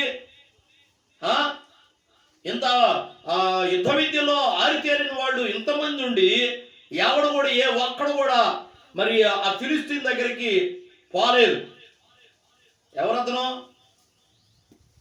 గొలియాతు దగ్గరికి ఎవడు పోలేదు. ఎవడికి వాడు తన ప్రాణం కాపాడుకోవడం ప్రాణం భయంతో ఆగిపోయారు. వాడు చూస్తే స్తంభంలాగా ఉన్నాడు అంత ఎత్తున. మరి వాడి దగ్గరికి పోవాలంటే అందరికీ భయం వేసింది. చివరికి రాజు అందరికంటే ఎత్తుగా ఉండేవాడు సౌలు. అలాంటిది రాజు కూడా పోలేదు. కానీ అలాంటి సమయంలో గట్టిగా 5 అడుగులు లేడు, బాలుడుగా ఉన్నాడు. బహుశా 15-16 సంవత్సరాలు ఉండొచ్చు. పిల్లవాడు. నువ్వు పసివాడు, ముక్కు పచ్చలారలేదురా అంటాడు రాజు కూడా. నువ్వు పసివాడవు, ముక్కు పచ్చలారలేదు, నేను చూస్తే ముచ్చటేస్తుంది, నీ మాట చూస్తే ముచ్చటేస్తుంది, నాకు నవ్వు వస్తుంది, నువ్వేంటి వాడి మీద పోతానంటావు అన్నాడు కూడా రాజు. అప్పుడు చెప్పాడు, రాజా, నేను గొర్రెల కాపరిని, నేను గొర్రెలను మేపుకొని చుండగా ఒక సింహమును ఎలుగుబంటి వచ్చి నా గొర్రె పిల్లను నోట కరుచుకొని పోతుంటే నేను దానిని ఒట్టి చేతులతో దాన్ని కొట్టి దాన్ని నోరు చీల్చి నా గొర్రె పిల్లను విడిపించుకున్నాను. దాన్ని చావగొట్టాను నేను నా చేతులతోటి. సింహం మీద అది కూడా అయింది మిక్సింగ్. ఎలుగుబంటి పాదాలు కలిగింది, అది సింహము నోరు కలిగింది, చిరతపులి వంటి దేహము కలిగింది. అదొక క్రూర మృగం, అదొక జంతువు. అందుకని అన్నాడు, సింహమును ఎలుగుబంటి వచ్చి, 2 జంతువులు కాదు, ఒకటే జంతువు వచ్చి నా మేక పిల్లను నోట కరుచుకొని పోతుంటే ఆ వింత జంతువు బలం. ఎలుగుబంటి పాదాలంటే దాని లావు కాళ్ళు చాలా బలంగా ఉంటాయి. ఇంతలా ఉంటుంది ఎముక, దాని ఎముక. సింహం కాళ్ళు కంటే ఇంకా బలంగా ఉండేది ఎలుగుబంటి పాదాలు. కానీ నోరు మాత్రం సింహము తలే మళ్ళీ బలమైంది. అందుకనే తలేమో సింహము తల, కాళ్ళేమో ఎలుగుబంటివి, బాడీ ఏమో చిరతపులిలాగా యాక్టివ్గా ఉండేది. అలాంటి బాడీ కలిగిన ఒక జంతువు వచ్చి నా మేక పిల్లను నోట కలుసుకొని పోతుంటే నేను పరిగెత్తి దాని ఎమ్మడిపడి దాన్ని పట్టుకొని దాన్ని కొట్టి చేతులతోటి దాని నోరు చీల్చి నా మేక పిల్లని నేను కాపాడుకున్నాను. ఆఫ్టర్ వీడంతా సున్నత లేనివాడు, వీడు నా దేవుని అవతల అవమానపరుస్తున్నాడు. ఆ లోయలో ఉండి నాకు ఒక అవకాశం వాడు తల తీసుకొని వస్తా అని పలుకుతున్న మాటలను బట్టి సౌలు, అరే చిన్నోడా, నువ్వు గట్టిగా 5 అడుగులు లేవు, ముక్కు పచ్చలు ఆరలేదు, పసిపిల్లాడు చిలక పలుకులు లాగు, నీ మాటలో ఏంటో ఇలా మాట్లాడుతున్నావు, ఇదిగో సరిపో, నువ్వు అంత ముచ్చపడుతున్నావు, ఇదిగో నాయన్న, ఇదిగో నా ఆభరణాలు నా కవచాలు వేసుకొని పో అని ఏం దొడిగాడు. రాజు ఏమో 7 అడుగులుడాయా, దావీదేమో 5 అడుగులుడాయా, పిల్లోడు కదా. అది మ్యాచ్ అవ్వక సెట్ అవ్వక నాకు ఈ యూటీని అసలు ముందు అడిగేయలేకపోతున్నాను. యుద్ధం చెప్పేది మొత్తం తీసి ఒట్టిగా మామూలు సాదాసీదా ఎలా ఉన్నాడో అలాగే వెళ్ళిపోయాడు. అంత సైన్యం, అంత లక్షల సైన్యం అలా చూస్తూ ఉంది లోయలోకి పోతుంటే. ఎంత ధైర్యం! స్తంభంలాగా ఉన్నాడు వాడు. 6 మూరల జానడు, దగ్గర దగ్గర 12, 13, 14 అడుగులు ఎత్తుండాడు. నెఫీలు వంశములో తక్కువ వాడు. అంత మునుపున్న వాళ్ళు అందరూ అంతరించిపోయారు. నోహు జలప్రళయ కాలంలో అంతరించిపోయారు. ఆ తర్వాత మరలా ఉద్భవించారు. వాళ్ళందరూ కొన్ని పరిస్థితులను బట్టి పోయారు. కనాను మీద దండెత్తి వచ్చినప్పుడు, ఇశ్రాయేలు వచ్చినప్పుడు కూడా వాళ్ళు అంత ఎత్తున మనుషులు ఉన్నారు. ఏది స్తంభాల్లాగా 20 అడుగులు, 30 అడుగులు, 50 అడుగులు ఎత్తు మనుషులు, అంత ఎత్తున మనుషులు ఉన్నారు. వాళ్ళని చూసి, ఆ మనుషులను చూసి భయపడిపోతారు ఇశ్రాయేలు జాతి వాళ్ళు యుద్ధానికి పోవటానికి. అలాంటి వాళ్ళల్లో ఆ కనానీయులందరినీ వైనం చెయ్యగా ఎక్కడో అడుగు మిగిలి ఉండేవాళ్ళు ఈ గొలియాతు లాంటి వాళ్ళు. వీళ్ళ అన్నదమ్ములు మొత్తం 5 ఉన్నారు. వీళ్ళల్లో ఒకడు గొలియాతు. ఈ గొలియాతుని ఆ రోజున వడిసెలో రాయి పెట్టి కొట్టి చంపాడు. తర్వాత వాడి కత్తే తీసుకొని వాడి తల నరికి తీసుకొని వస్తాడు దావీదు కదా. యోనాతాను ఈ విషయాన్ని తండ్రికి గుర్తు చేస్తున్నాడు. నానా, ఎందుకని దావీదు మీద నువ్వు పగబట్టావు?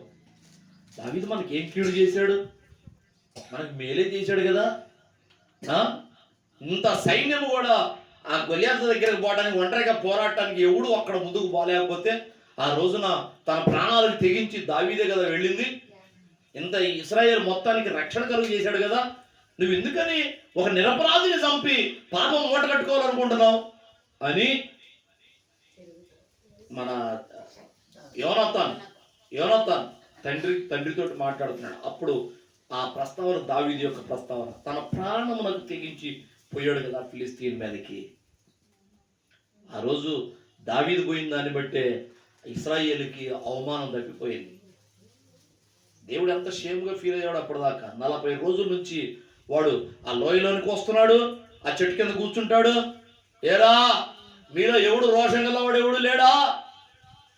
ఓ ఇశ్రాయేలులో జీవం కలిగిన దేవుని సంతానము అని చెప్పుకుంటారు కదరా. మీలో ఒక్కడొచ్చి నాతోటి పోరాడి బొమ్మను మీలో దేవుడు ఉన్నాడంటరా. దేవుడు ఉంటే ఒకడికన్నా కనీసం ఒకడన్నా రావాలి కదరా నా దగ్గరికి. ఒక్కడొచ్చి నా ఒక్కడిని చంపిపోమనరా. మా వాళ్ళందరూ మీ వశమైపోతారు. మీకు యుద్ధం అవసరం లేదు. మేము యుద్ధం చేసి 100,000 మంది చనిపోవడం అవసరం లేదు. ఇదిగో నేను ఒక్కడిని వస్తున్నా ఫిలిస్తీన్లో నుంచి, మీ ఇశ్రాయేల్ నుంచి ఒక్కడు రండి. ఎవడు గెలిస్తే వాడిదే రాజ్యం, వాడు గెలిచినట్టు అని 40 రోజుల నుంచి చెట్టు కింద కూర్చొని ఉదయం నుంచి సాయంత్రం దాకా ఆ చెట్టు కింద నిద్రపోతా, కేకలేస్తా, ఇశ్రాయేలుని అవమానపరుస్తా, ఇశ్రాయేలు దేవుణ్ణి అవమానపరుస్తా వాడు 40 రోజులు అలా ఉన్నాడు. 40వ రోజున దావీదు ఎంటర్ అవుతాడు సైన్యంలోకి. ఏంది సైన్యం అంతా ఏడుంది, యుద్ధం చేస్తున్నారు కావాలనుకుంటే యుద్ధం జరగట్లేదు. ఏదో ఆడేవాడు ఆడ చెట్టు కింద పడుకొని ఉన్నాడు అని అంటే, వాడు ఒకడు ఫిలిస్తీయుడు గొలియాతు అనేవాడు, వాడు ఇలాగ పిలుస్తున్నాడు 40 రోజుల నుంచి. కానీ వాడిని చూస్తేనేమో వాడు స్తంభం లాగుండే, లోయలో ఉండా కూడా అంత ఎత్తున ఉన్నాడు వాడు. మరి వాడి దగ్గర పోవాలంటే అందరూ భయపడుతున్నారు అంటే ఏంది, వాడిని చూసి భయపడుతున్నారా? ఏం స్తంభంలాగుంటే నాకు గనక ఒక అవకాశం ఇచ్చాను వాడు తల్లనుకొని వస్తా, వాళ్ళకాడ అట్ట మాట్లాడతా. చివరికి రాజు దగ్గర దాకా పోయి, రాజు ఏమో కవచాలతోడికి పంపితే అవి వల్ల కాక ఈడ్చేసి ఒట్టి తన వస్త్రాలతోటే ఆ వడిసెలు పట్టుకొని పోయాడు. లోయలోకి పోతుంటే సైన్యం అంతా కళ్ళు మిరుమిట్లు కొరిపే విధంగా ఇలాగ తేజ్ చూస్తూ ఉంది. లక్షల సైన్యం పోయాడు. వడిసెలో ఒకటే రాయి, 5 రాళ్ళు వేసుకున్నాడంట, 4 రాళ్ళు జేబులు వేసుకున్నాడు, ఒకటి మాత్రం పెట్టాడు, వడిసెలు పెట్టి కొట్టాడు అవంతన. ఈ తల మొత్తం బాడీ మొత్తం ఎక్కడ ఖాళీ లేదు, ఇక్కడే ఉంది ఈ నుదుటన. ఆడే పోయి తగిలింది రాయి, దెబ్బ కూలిపోయాడు. వాడి కట్కం తీసుకుని వాడి తల నరికి జుట్టు పట్టుకొని తీసుకొస్తాడు దావీదు. ఆ రోజు ఇశ్రాయేలుకి అవమానం తొలగిపోయింది. దావీదు పుణ్యమ. దావీదు తెగింపును బట్టి తన ప్రాణాలకు తెగించిపోయాడు. వాస్తవానికి దావీదు పోయింది తన మీద నమ్మకంతో కాదు, కానీ యుద్ధము నాది కాదు యెహోవాదే అని పలికాడు కదా. ఆఫ్టర్ సున్నతి లేని ఈ ఫిలిస్తీయుడికి మీరు భయపడతారా? వాడెంత, వాడు హైట్ ఎంత, నాకు ఆ అవకాశం ఇస్తే వాడిని తలనరుకొని తీసుకొస్తా. ఎంత ధైర్యం, ఎంత ఆత్మపూర్ణుడై దేవుని ఎంత విశ్వాసం కదా. ఇశ్రాయేలుకు వచ్చే అవమానం తొలగించాడు. 40 రోజులు అవమానం అయిపోయింది. ఈ 40వ రోజున దావీదు ఇశ్రాయేలుకి విజయం ఇచ్చాడు, రక్షణ ఇచ్చాడు. ఎప్పుడైతే గొల్యాతును వైనం చేశాడో ఫిలిస్తీయులందరూ పారిపోయారు. ఇక అప్పుడు దాకా మీసాల మీద ఉన్నారు లోయకి అవతల వైపు. ఫిలిస్తీయులు ఇశ్రాయేలును చూసి హేళన చేస్తూ ఉన్నారు. వాళ్ళు మాలో నుంచి ఒక్కడిని పంపించాను రా, మీలో నుంచి ఒక్కడిని పంపించండి రా దమ్ముంటే. ఎలాగున 39 రోజులు హేళన అవమానాలు పడుతూ మెరకుండా చూస్తున్నాడు. ఒక్కడన్నా కనీసం సత్యానని ఒక్కడ పోయినోడు లేడు. అలాంటి పరిస్థితి నుండి దావీదు మనల్ని కాపాడాడు కదా, దావీదు మనకు రక్షణ ఇచ్చాడు కదా. ఎందుకో దావీదుని చంపాలనుకుంటున్నావు? దావీదుని చంపితే ఒక నిరపరాధిని చంపినట్టు కదా, పాపం మూట కట్టుకుంటావు నాన్న, ఎందుకు దావీదు మీద ఈట విసురుతున్నావు అని తన కొడుకే సౌలుని అడగాల్సిన పరిస్థితి వచ్చింది. హల్లెలూయా. ప్రియదేవి పిల్లరా, ప్రాణాలకి తెగించాలి. ఇందాక మనం మూలవాక్యం ఏం చెప్పుకున్నాం? తన ప్రాణమును కాపాడుకుని వాడెవడో వాడు దాన్ని పోగొట్టుకుంటాడు, తన ప్రాణమును పోగొట్టుకునేవాడెవడు దాన్ని కాపాడుకుంటాడు. ఇప్పుడు యేసుక్రీస్తుని సిలువ వేశారు. నేను ఒక మాట చెబుతా. యేసుక్రీస్తు అద్భుతాలు చేస్తున్నప్పుడు ఏది రాళ్లను రొట్టెలుగా చేస్తున్నప్పుడు కుంటోళ్ళని గుడ్డోళ్ళని రోగుల్ని అందరిని స్వస్థపరుస్తున్నప్పుడు చచ్చిపోయిన వాళ్ళని బ్రతికిస్తున్నప్పుడు ఎంతమంది ఉంటారు యేసయ్య బట్టి? చాలా మంది ఉన్నారు, వేల మందిలోనే ఉన్నారు కదా. 5 రొట్టెలు 2 చేపలు ఎంతమందికి పంచాడమ్మా? 5,000 మందికి పంచారు కదా. వేల మంది ఉన్నారుగా. 12 గంపలు మిగిలిన 12 గంపలు. ఇప్పుడు అద్భుతాలు చేసే రోజునేమో 1000 మంది ఉండారు. ఆ తర్వాత యేసుక్రీస్తు వారిని అనుసరించే బ్యాచ్ ఒకటి ఉన్నారు. అమ్మా ఏనండి, యేసుక్రీస్తుని అనుసరించే బ్యాచ్ 70 మంది శిష్యులు ఒకడు ఉన్నారు. 70 మంది వాళ్ళు ఇలాగనే అప్పుడప్పుడు కలుస్తుంటారు యేసయ్యని. ఏది మనం ఆదివారం ఒకరోజు, శుక్రవారం ఒకరోజు ఎడుకొస్తుంటాం చూడు, అలాగున అప్పుడప్పుడు కలుస్తారు. యేసయ్య శిష్యులుగా పేరు పెట్టబడ్డారు 70 మంది. వీళ్ళల్లో 12 మంది మాత్రం దాదాపు ఎప్పుడు ఉంటారు. 12 మంది శిష్యులు, అవునా? మత్తయి, మార్కు కాదు, మార్కు లేడులే, శిష్యుల్లో వాడు కాదుగా మార్కు. పేతురు, యోహాను, యాకోబు, బర్తలోమయి, ఫిలిప్పు, తోమా, ఏంటి ఆంద్రేయ, బర్తలోమయి చెప్పాను. జబదయి కుమారుల్లో యాకోబు ఒకడు ఉన్నాడు, యోధా ఒకడు, ఇస్కరియోతు, మామూలు యోధా ఎవరు? యేసుక్రీస్తు తమ్ముడు ఇస్కరియోతు యోధా ఉన్నాడు శిష్యుల్లో. కానీ యోధా పత్రిక రాసిన యోధా కాదు. యోధా పత్రిక రాసిన యోధా యేసుక్రీస్తు తమ్ముడు, సొంత తమ్ముడు, తోడబుట్టినవాడు. ఏంది మొత్తానికి 12 మంది శిష్యులు ఉన్నారా? ఈ 12 మంది శిష్యులు ఎప్పుడన్నా రేర్గా అప్పుడప్పుడు ఎగ్గొడుతుంటారు యేసయ్య కాడికి రావడం. అంటే దాదాపు ఉంటారు 12 మంది, దాదాపు 12 మంది ఉంటారు. ఎప్పుడన్నా ఒకసారి ఒక్కొక్కడు మిస్ అవుతుంటారు. కానీ యేసయ్యకి శ్రమలో వచ్చే కాలంలో, యేసయ్యని పట్టుకునే కాలంలో యేసయ్యకి సమీపంగా ఉండేవాడు 3. అవునా? ముగ్గురున్నారు. ఆ ముగ్గురు పేతురు, యాకోబు, యోహాన్. ఈ ముగ్గురు కొద్దిగా సమీపంగా ఉంటారు. దాదాపుగా యోహాన్ అయితే యేసు క్రీస్తు యొక్క రొమ్మున ఆనుకొని ఉంటాడు అంటారు. దాదాపుగా ఆయనకు ఆ పేరు అంటే చాలా దగ్గరగా ఉంటాడు. యేసయ్య పక్కనే ఉండాలనుకుంటాడు ఎప్పుడు కూడా. అర్థమైందా? ఇలాగ నా ముగ్గురున్నారు. పట్టుకునేటప్పటికి యేసుక్రీస్తుని పట్టుకునేటప్పటికి అక్కడే ఉన్నాడు. ఎవరు? పేతురు. పేతురు మాత్రం దూరంగా దూరంగా దూరంగా దూరంగా అనుసరిస్తూ ఉన్నాడు చూస్తా. మిగతా వాళ్ళు ఎవరు లేదు, జంపు. ఏసైని పట్టుకొని బంధించి శిక్షించే కాలానికి వచ్చేసరికి ధైర్యంగా నిలబడిన వాడు లేడు. పేతురు మాత్రం దూరంగా ఉండి అనుసరిస్తున్నారు. ఎక్కడ తీసుకుపోతున్నారు, ఈ రాజు ఎక్కడికి తీసుకుపోతున్నారు, ఏ రాజు దగ్గరికి తీసుకుపోతున్నారు, ఎక్కడ ఏ తీర్పుకి తీసుకెళ్తున్నారని దూరంగా దూరంగా దూరంగా ఉండి అనుసరిస్తూ ఉన్నాడు పేతురు ఒక్కడ. ఈ 12 మందిలో ఒకడైతే మోసకారి, ఏదా ఇస్కరియోతు యోధ కదా. యేసయ్య చనిపోయి నిద్ర సమాధిలో నుండి లేచేటప్పటికి ఎవరు లేరు.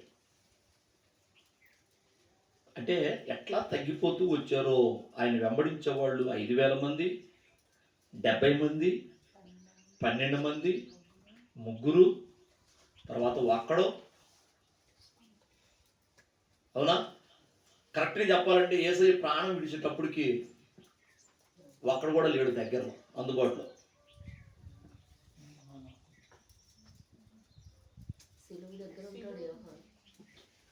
యేసయ్య కోసం ధైర్యంగా నిలబడ్డ వాళ్ళు ఎవరు లేరు.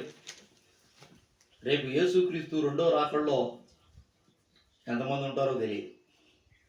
మనం అందరం ఉంటామో లేదో తెలియదు.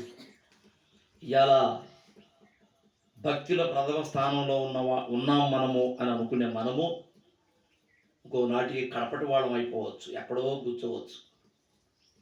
ఇవాళ మొదటి వాళ్ళం, మేము ప్రముఖులం, సంఘంలో మేము ప్రముఖులం అనుకున్న వాళ్ళు కడపటి వాళ్ళు అవ్వచ్చు. ఇవాళ వాళ్ళు ఎందుకు పనికిరారు, వాళ్ళు ఏదో వాళ్ళు చివరిలో కూర్చునే వాళ్ళు అనుకునే వాళ్ళు రేపు ముందుకు రావచ్చు, భక్తిలో ఎదిగిపోవచ్చు, విశ్వాసంలో స్థిరపడిపోవచ్చు, సంఘంలో అవసరమైతే త్యాగపూరితంగా ధైర్యంగా నిలబడగలిగిన వాళ్ళు కావచ్చు. అందుకే లేఖనం చెప్తుంది, మొదటి వాళ్ళు కడపటి వాళ్ళు అవుతారు, కడపటి వాళ్ళు మొదటి వాళ్ళు అయ్యే అవకాశం ఉంది కదా. ఇవాళ మనమందరం భక్తిలో ఉన్నాం అనుకుంటున్నాం. యేసుక్రీస్తు రెండవ రాకడలో ఎంతబడే గుంపులో ఉంటామో లేదో. అందుకే మెళుకు కలిగి జ్ఞానము కలిగి మనం భక్తి చేయాలి. మనం ఎట్లా ఉన్నాం, ఏ స్థితిలో ఉన్నాం చూసుకోవాలని ఎప్పటికప్పుడు బైబిల్ హెచ్చరిస్తూ ఉంటుంది. చాలామంది అనుకుంటారు, నేను ప్రథమ పీఠంలో అయితే నేను అసలు నా తర్వాతనే ఇంకా మా సంఘంలో ఎవరైనా అనుకుంటాం మనం, నా తర్వాతనే ఇంకెవరైనా. వాస్తవానికి నేను కూడా ఆ సహోదరుని గురించి అలాగే అనుకున్నా. అసలు ఆ అమ్మాయి అంటే చాలా టాప్ మోస్ట్ అనుకున్నా. కానీ 2 పరిచర్యల్లో డుమ్మి కొట్టింది, పోగొట్టుకుంది. 2 పరిచర్యలు, ప్రభు బళ్ళు ఇచ్చే పరిచర్య పోగొట్టుకుంది. చివరికి పాత్రలు తీసే పరిచర్య ఇచ్చిన కూడా దాన్ని కూడా మిస్ చేసుకుంది. నాకు అనిపించింది, నేను కూడా ఒకప్పుడు సమయంలో ఆలోచించినట్టు ఆలోచిస్తున్నానా? ప్రభువా, ఇదిగో మంచిగా టీవీగా ఉన్నాడు, 6 అడుగులు ఉన్నాడు, అజానుభావుడులాగా ఉన్నాడు, అవా చూస్తే అసలు రాజు అవడానికి యోగ్యుడిగా ఉన్నాడు, పోయమంటావా నూనె, అభిషేకం చేయమంటావా, యెషయా కుమారులో 4వ వాడు వస్తున్నాడు, పోయమంటావా అంటే దేవుడు అంటాడు, కాదు ఇతను కాదు, పక్క బొమ్మ, ఏమయ్యా యెషయా ఇంకోటి మీరు.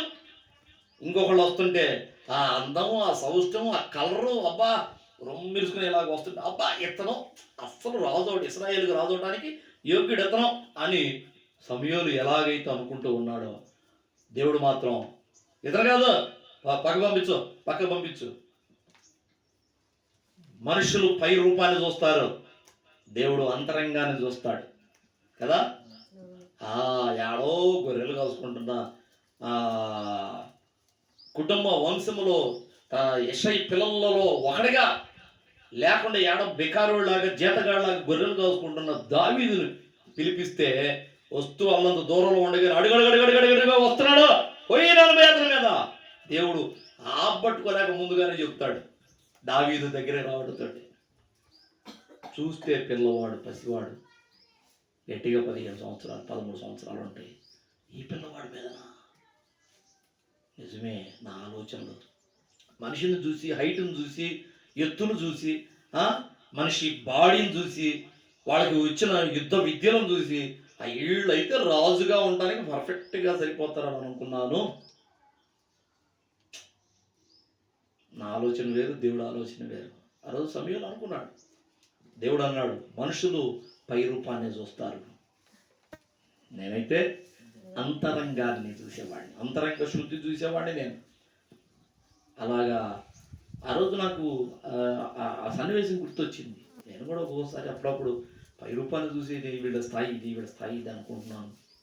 కాదు, దేవుడు ఎవరిని ఎప్పుడు హెచ్చుపి చేస్తాడో, ఎవరిని ఇప్పుడు ఏ సమయంలో తగ్గింపు చేస్తాడో ఆయన హృదయాంతరంగాన్ని ఎరిగినవాడు. ఆయన న్యాయములు, ఆయన తీర్పులు పర్ఫెక్ట్గా ఉంటాయి. మనం అసలు ఎప్పుడు కూడా దానికి ఏలెత్తు చూపలేం. అందుకే దేవుని దృష్టికి యోగ్యమైన వారుగా మనం ఉండాలి. దేవుని దృష్టికి ఘనులుగా మనం కనపడాలి. లోకం దృష్టికి మనం నీచులుగా కనపడవచ్చు, అల్పులంగా కనపడవచ్చు. దేవుని దృష్టికి ఘనులుగా కనపడాలి. దావీదును చూసి ఎలాగైతే అడుగడుగడుగా అతనే నేను ఎన్నుకున్నవాడు పోయి మానబోయి అన్నట్లుగా దేవుని దృష్టికి మనం ఘనులుగా కనపడాలి. అవసరమైతే దేవుని కోసం ప్రాణ త్యాగానికి సిద్ధపడే వాళ్ళంగా ఉండాలి. అప్పుడే మన ప్రాణాలని యేసయ్య రెండో రాకడలో కాపాడుకోగలిగేది. పరిశుద్ధుల గుంపులో మన దేహాలు లేవగలిగేది అప్పుడే. తుచ్చమైన ఈ ప్రాణం కోసం, ఈ దేహం కోసం, ఈ లోకం కోసం, బంధువు కోసం, కుటుంబాల కోసం, డబ్బు కోసం, వెండి బంగారాల కోసం నీ విలువైన ప్రాణాన్ని పోగొట్టుకోవద్దు. అది యుగ యుగాలు బ్రతకాలంటే ఒకటే. దాన్ని అవసరమైతే యేసయ్య కోసం, యేసయ్య పాదాల దగ్గర అట్లాగా వదిలిపెట్టడానికి సిద్ధమైపోవాలి. దాన్ని నీళ్లుని పారబోసినట్లుగా నీ ప్రాణాన్ని అలా పారబోసినట్టు ఉండాలి. అలాగే తెగబడిన వాళ్ళు భూమి మీద ఉన్నారు. చూడండి, యేసుక్రీస్తుని సిలువేసిన ఆ రోజున ఎప్పుడు కూడా ఒక్కడు శిష్యులైన వాడు కానీ, 3 కానీ, 12 మందిలో కానీ, 70 మందిలో కానీ, 5,000 మంది రొట్టెలు చేస్తే తిన్నారు కదా, వాళ్ళలో ఒక్కడైనా వచ్చి అయ్యా మరి యేసయ్య దేహాన్ని మాకు ఇవ్వండి, నేను రాజుగారిని అడగడానికి ఒక్కడ పోయాడు.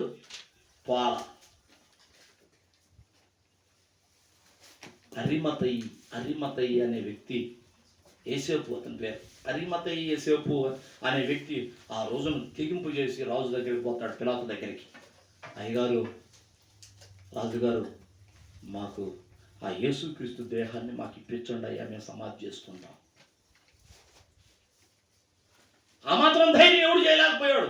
ఏమో ఆయన్నే చంపారంటే మనం ఆయన శిష్యులు అని చెప్పుకుంటే మనల్ని కూడా చంపేస్తారు. అందరూ పరారీలో ఉండాలి.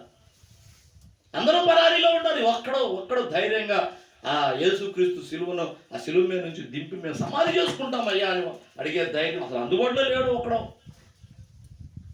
మత్తయి సువార్త 27వ అధ్యాయం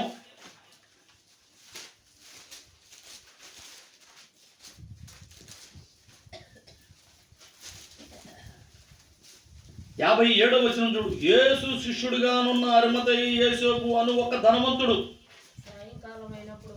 సాయంకాలమైనప్పుడు వచ్చి పిలాతు వద్దకు వెళ్ళి యేసు దేహమును తనకిమ్మని అడుగుగా, యేసు దేహం పిలాతు దానిని తనకు అప్పగింప ఆజ్ఞాపించను. ఏందమ్మా? సాయంకాలమైనప్పుడు పిలాతు వద్దకు వెళ్ళి యేసు దేహమును తనకిమ్మని అడగగా పిలాతు దానిని అతనికి అప్పగింప ఆజ్ఞాపించను. యేసేపు ఆ దేహమును తీసుకొని శుభ్రమైన నారబట్టతో చుట్టి తాను రాతిలో తొలిపించుకొని కొత్త సమాధిలో దానిని ఉంచి సమాధి ద్వారమునకు పెద్ద రాయి పొర్లించి వెళ్ళిపోయారు. ఆయన ఒక ధనవంతుడు. ఆయన బ్రతికుండగానే ఒక రాతిని తొలిపించాడు సమాధి కోసం. అబ్బాయి, నన్ను ఈ సమాధిలో పెట్టండి రా. ఎందుకంటే ముందుగానే కొంతమంది అబ్బాయి నేను చచ్చిపోతే మన పొలంలో పెట్టండి రా, మన పొలం ఎందుకు శ్మశానంలో పెడితే ఏమి, మన పొలం అయితే నాకు ఆ పొలం మీద ఆశరా, అసలు నా ప్రాణం అంతా ఆ పొలం చుట్టే తిరుగుతుండదు, ఎంత కష్టపడి సంపాదించుకున్నానో, తెల్లారి లెగితే ఆ పొలంలోనే ఉండేవాడిని సాయంత్రం చేయబడేదాకా. నేను చచ్చిన తర్వాత నా బాడీని కూడా ఆ పొలంలోనే పెట్టండి రా పెట్టించుకునేవాడిని. ఆ సమాధి ఉన్నంతసేపు మీకు ఆ పొలం అమ్ముడుపోదు, ఎవరికి అమ్మలేరు, దేనికి ఉపయోగపడతాయి. అదొక మమకారం పొలం మీద. అలాగున ఈ అరమతయ్యి యేసేపు ముందే సమాధిని తొలిపించుకున్నాడు. తీరా యేసుక్రీస్తుని సమాధి చేయడానికి కోసమని తెగించి రాజు దగ్గరికి వెళ్ళి యేసుక్రీస్తు గురించి బాడీని ఇవ్వమని శ్రద్ధ తీసుకునే వాళ్ళు ఎవరు లేరు, అడిగేవాళ్ళు ఎవరు లేరు. అయ్యా యేసయ్య సమాధి, మేము శిష్యులు అయ్యా, అయ్యా నేను తల్లినయ్యా, నేను ఆయన తోడ పుట్టినోడయ్యా, ఇదిగో మా అన్న దేహం మాకు ఈండయ్యా, నా కొడుకు దేహం నాకు ఈండయ్యా అని అడిగేవాళ్ళు ఎవరు లేరు ధైర్యం చేసి.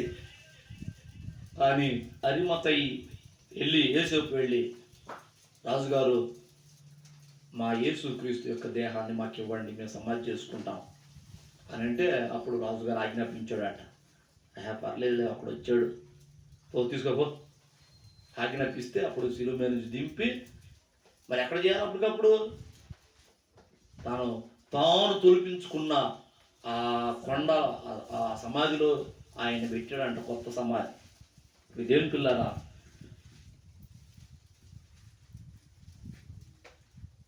బాప్తిస్మ ఇచ్చి యోహాను ఉన్నాడా? బాప్తిస్మ ఇచ్చి యోహాను హేరోదుతోటి వాదనకు దిగుతాడు, ఖండిస్తాడు హేరోదు యొక్క పాపాన్ని. ఏమని? రాజుతోటి అసలు మాట్లాడాలంటే ముందు తలకాయ ఎంచుకొని మాట్లాడాలి. ఎవరైనా తలకాయ ఎంచుకొని మాట్లాడాలి సామాన్యుడై. అదే మంత్రులు, పెద్దలు, సభాధ్యక్షులు అయితే వాళ్ళు అవసరమైతే రాజుగారు కూర్చోమంటే కూర్చుంటారు కుర్చీల్లో, లేకపోతే లేదు. అవునా? కానీ ఇక్కడ ఒక సాదాసీదా మనిషి, ఏ అధికారం లేదు. బాప్తిస్మ ఇచ్చే యోహానికి అధికారం ఏమైనా ఉందా? రాజ్యసభలో ఏమన్నా ఒక పాత్ర ఏమైనా ఉందా? డైరెక్ట్గా రాజు దగ్గరికి వెళ్ళి, ఓయ్ హేరోదు, నువ్వు చేస్తున్న పని నీకు తెలుస్తుందా? నువ్వెంత పాపివో నీకు అర్థమవుతుందా? నీ అమ్మ భార్యను ఉంచుకొని ఇంట్లో తెచ్చిపెట్టుకొని అమాయకుడైన మీ అన్నని సంపేపించి శాస్త్రంగా తెచ్చిపెట్టుకున్నావు నీ కొంపలో. లోకం ఏమనుకుంటుందో నీకు అర్థమవుతుందా? నేనేం చేసినా చెల్లిద్దులు అనుకుంటున్నావు. నువ్వు ఎంత పాపంలో ఉన్నావో తెలుసా? నీ పాపానికి తగిన మూల్యం నువ్వు చెల్లిస్తావు, జాగ్రత్త అని ఏ రోజు ముందు నిలబడి ధైర్యంగా మాట్లాడాడు. బతుకుతాడు? ఒక రాజు ముందు అలాగ మాట్లాడి బతుకుతాడా? చచ్చిపోతాడని తెలుసు కూడా మన బాప్తిస్మ ఇచ్చే యోహానికి తెలుసు. కానీ ప్రాణాలకు తెగించి పాపాన్ని ఖండించాడు. హేరోదు ముందుకు పోయి చూడు, మత్తయి సువార్త 14వ అధ్యాయం 3వ వచనం చూడు. ఇక్కడ ఒకటి చూడు. ఆ సమయమందు చతుర్థాధిపతి అయిన హేరోదు యేసుని గురించిన సమాచారం విని, ఇతడు బాప్తిస్మ ఇచ్చు యోహాను, అతడు మృతుల్లో నుండి లేచున్నాడు, అందువలనే అద్భుతములు అతని యందు క్రియారూపము లభించున్నవని తన సేవకుడితో చెప్పెను. ఎందుకు? యేసుక్రీస్తుని గురించి అంటున్నాడు. ఇతను బాప్తిస్మ ఇచ్చు యోహాను, మృతుల్లో నుండి లేచాడు మళ్ళా అంటున్నాడు. అంటే అప్పటికే బాప్తిస్మ ఇచ్చి యోహాను చనిపోయాడు. అర్థమవుతుందా? యేసుక్రీస్తు మాట్లాడుతుంటే హేరోదు ఏమంటున్నాడు? ఇతను బాప్తిస్మ ఇచ్చి యోహాను మృతుల్లో నుండి మళ్ళా లేచాడు అంటున్నాడు యేసుక్రీస్తుని చూస్తూ.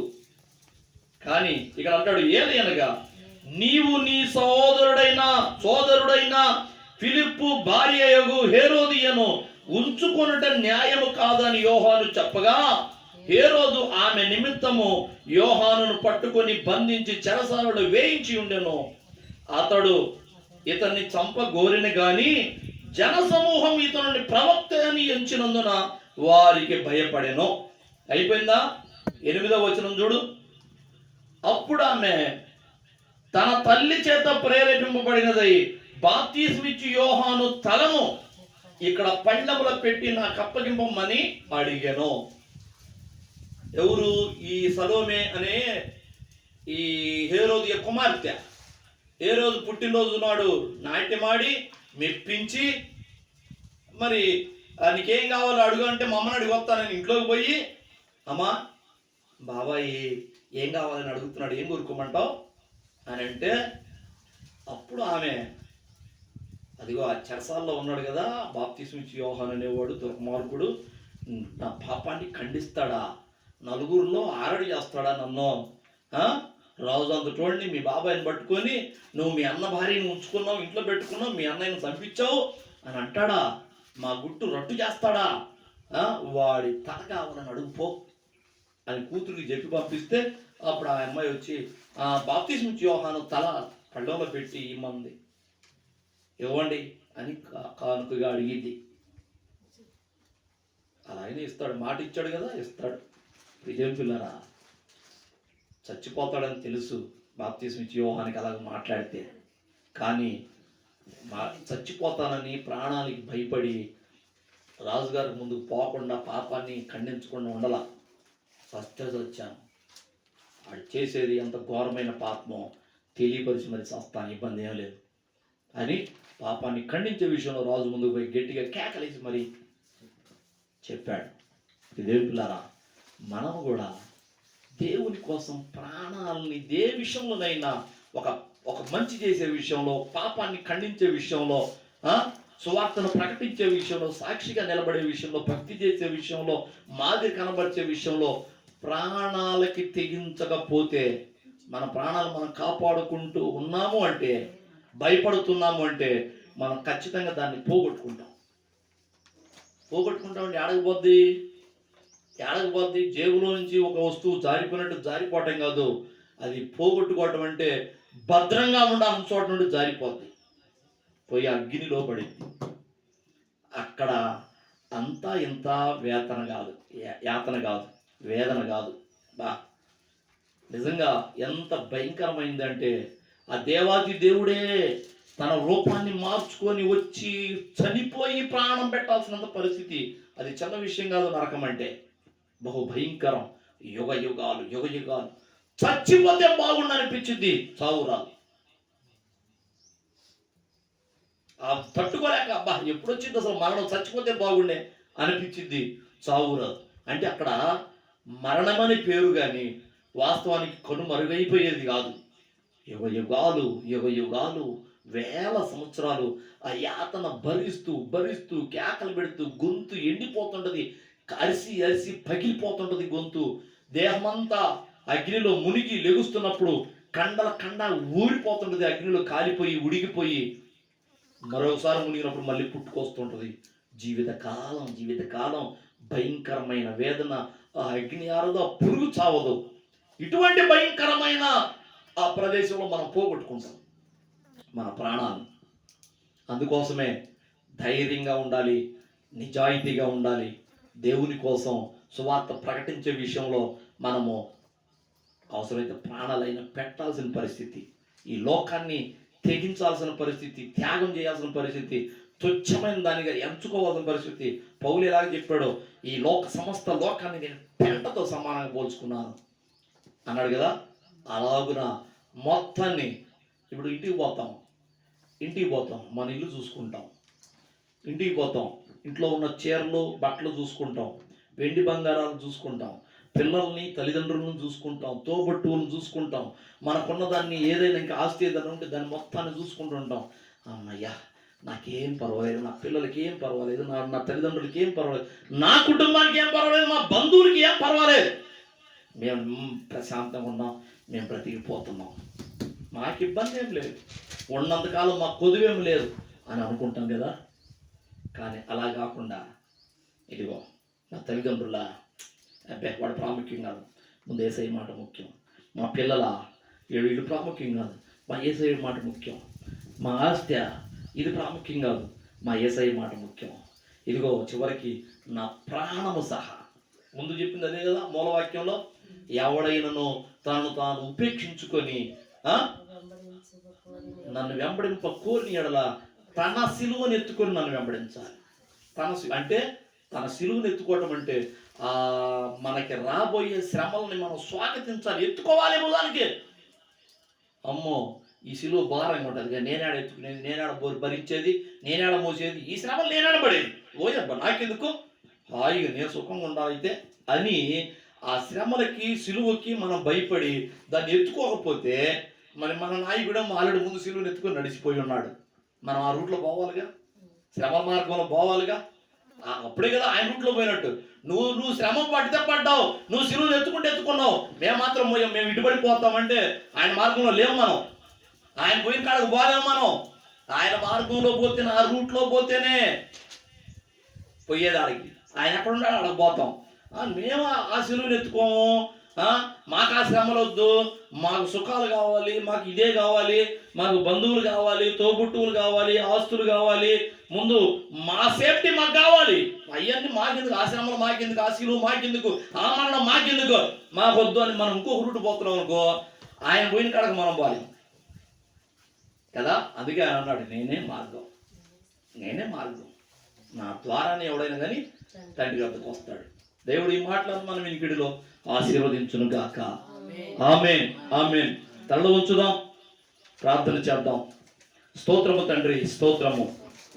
సకల ఆశీర్వాదములకు కారణభూతుడైన మా దేవ, పరిశుద్ధుడు ఒక తండ్రి, నీకు వందనాలు, స్తోత్రాలు. ఇదిగోనైనా ఎవడైనాను నిన్ను వెంబడింప గోరిని ఎడల, ఇదిగోనైనా తన సిలువను ఎత్తుకొని నిన్ను వెంబడించాలని, ఇదిగో నీ కోసం అవసరమైతే ఇదిగో తల్లిదండ్రులైనను, పిల్లలనైనను, వీళ్ళనైనను, భూములనైనను, ఇదిగోనైనా ఆస్తులనైనను, ఇదిగో తనకున్న సమస్తాన్ని చివరికి వాడి ప్రాణంతో సహా వాడు దాన్ని విసర్జించుకుంటే, దాన్ని తుచ్చమైన దానిగా ఎంచకుంటే నాకు పాత్రుడు కాడు అన్నావు కదా నాయన. అయ్యా నీకు వందనాలు. మేము నీ కోసం దేన్నైనా పోగొట్టుకున్నప్పుడు మేము దాన్ని కాపాడుకున్నట్టే, దక్కించుకున్నట్లే. మేము అలా కాకుండా మేము నీతో సంబంధం లేదు, ఆ శ్రమలు మేము పడము, ఆ కష్టాలు మాకొద్దు, ఆ సిలువ మాకొద్దు, ఇదిగో మా ప్రాణాలు మేము కాపాడుకుంటాం. సువార్త లేదు, యేసుక్రీస్తు లేడు, పాడు లేడు, ఏంది ఇంత శ్రమ జరుగుతుంటే ఆయన ఏం చేస్తున్నాడు, ఏం చూస్తున్నాడు, మమ్మల్ని వదిలేసాడేమో, మేము ఎందుకు ఆయన గురించి పట్టించుకోవాలి అని మా బ్రతుకులు, మా క్షేమం మేము చూసుకున్నాడు.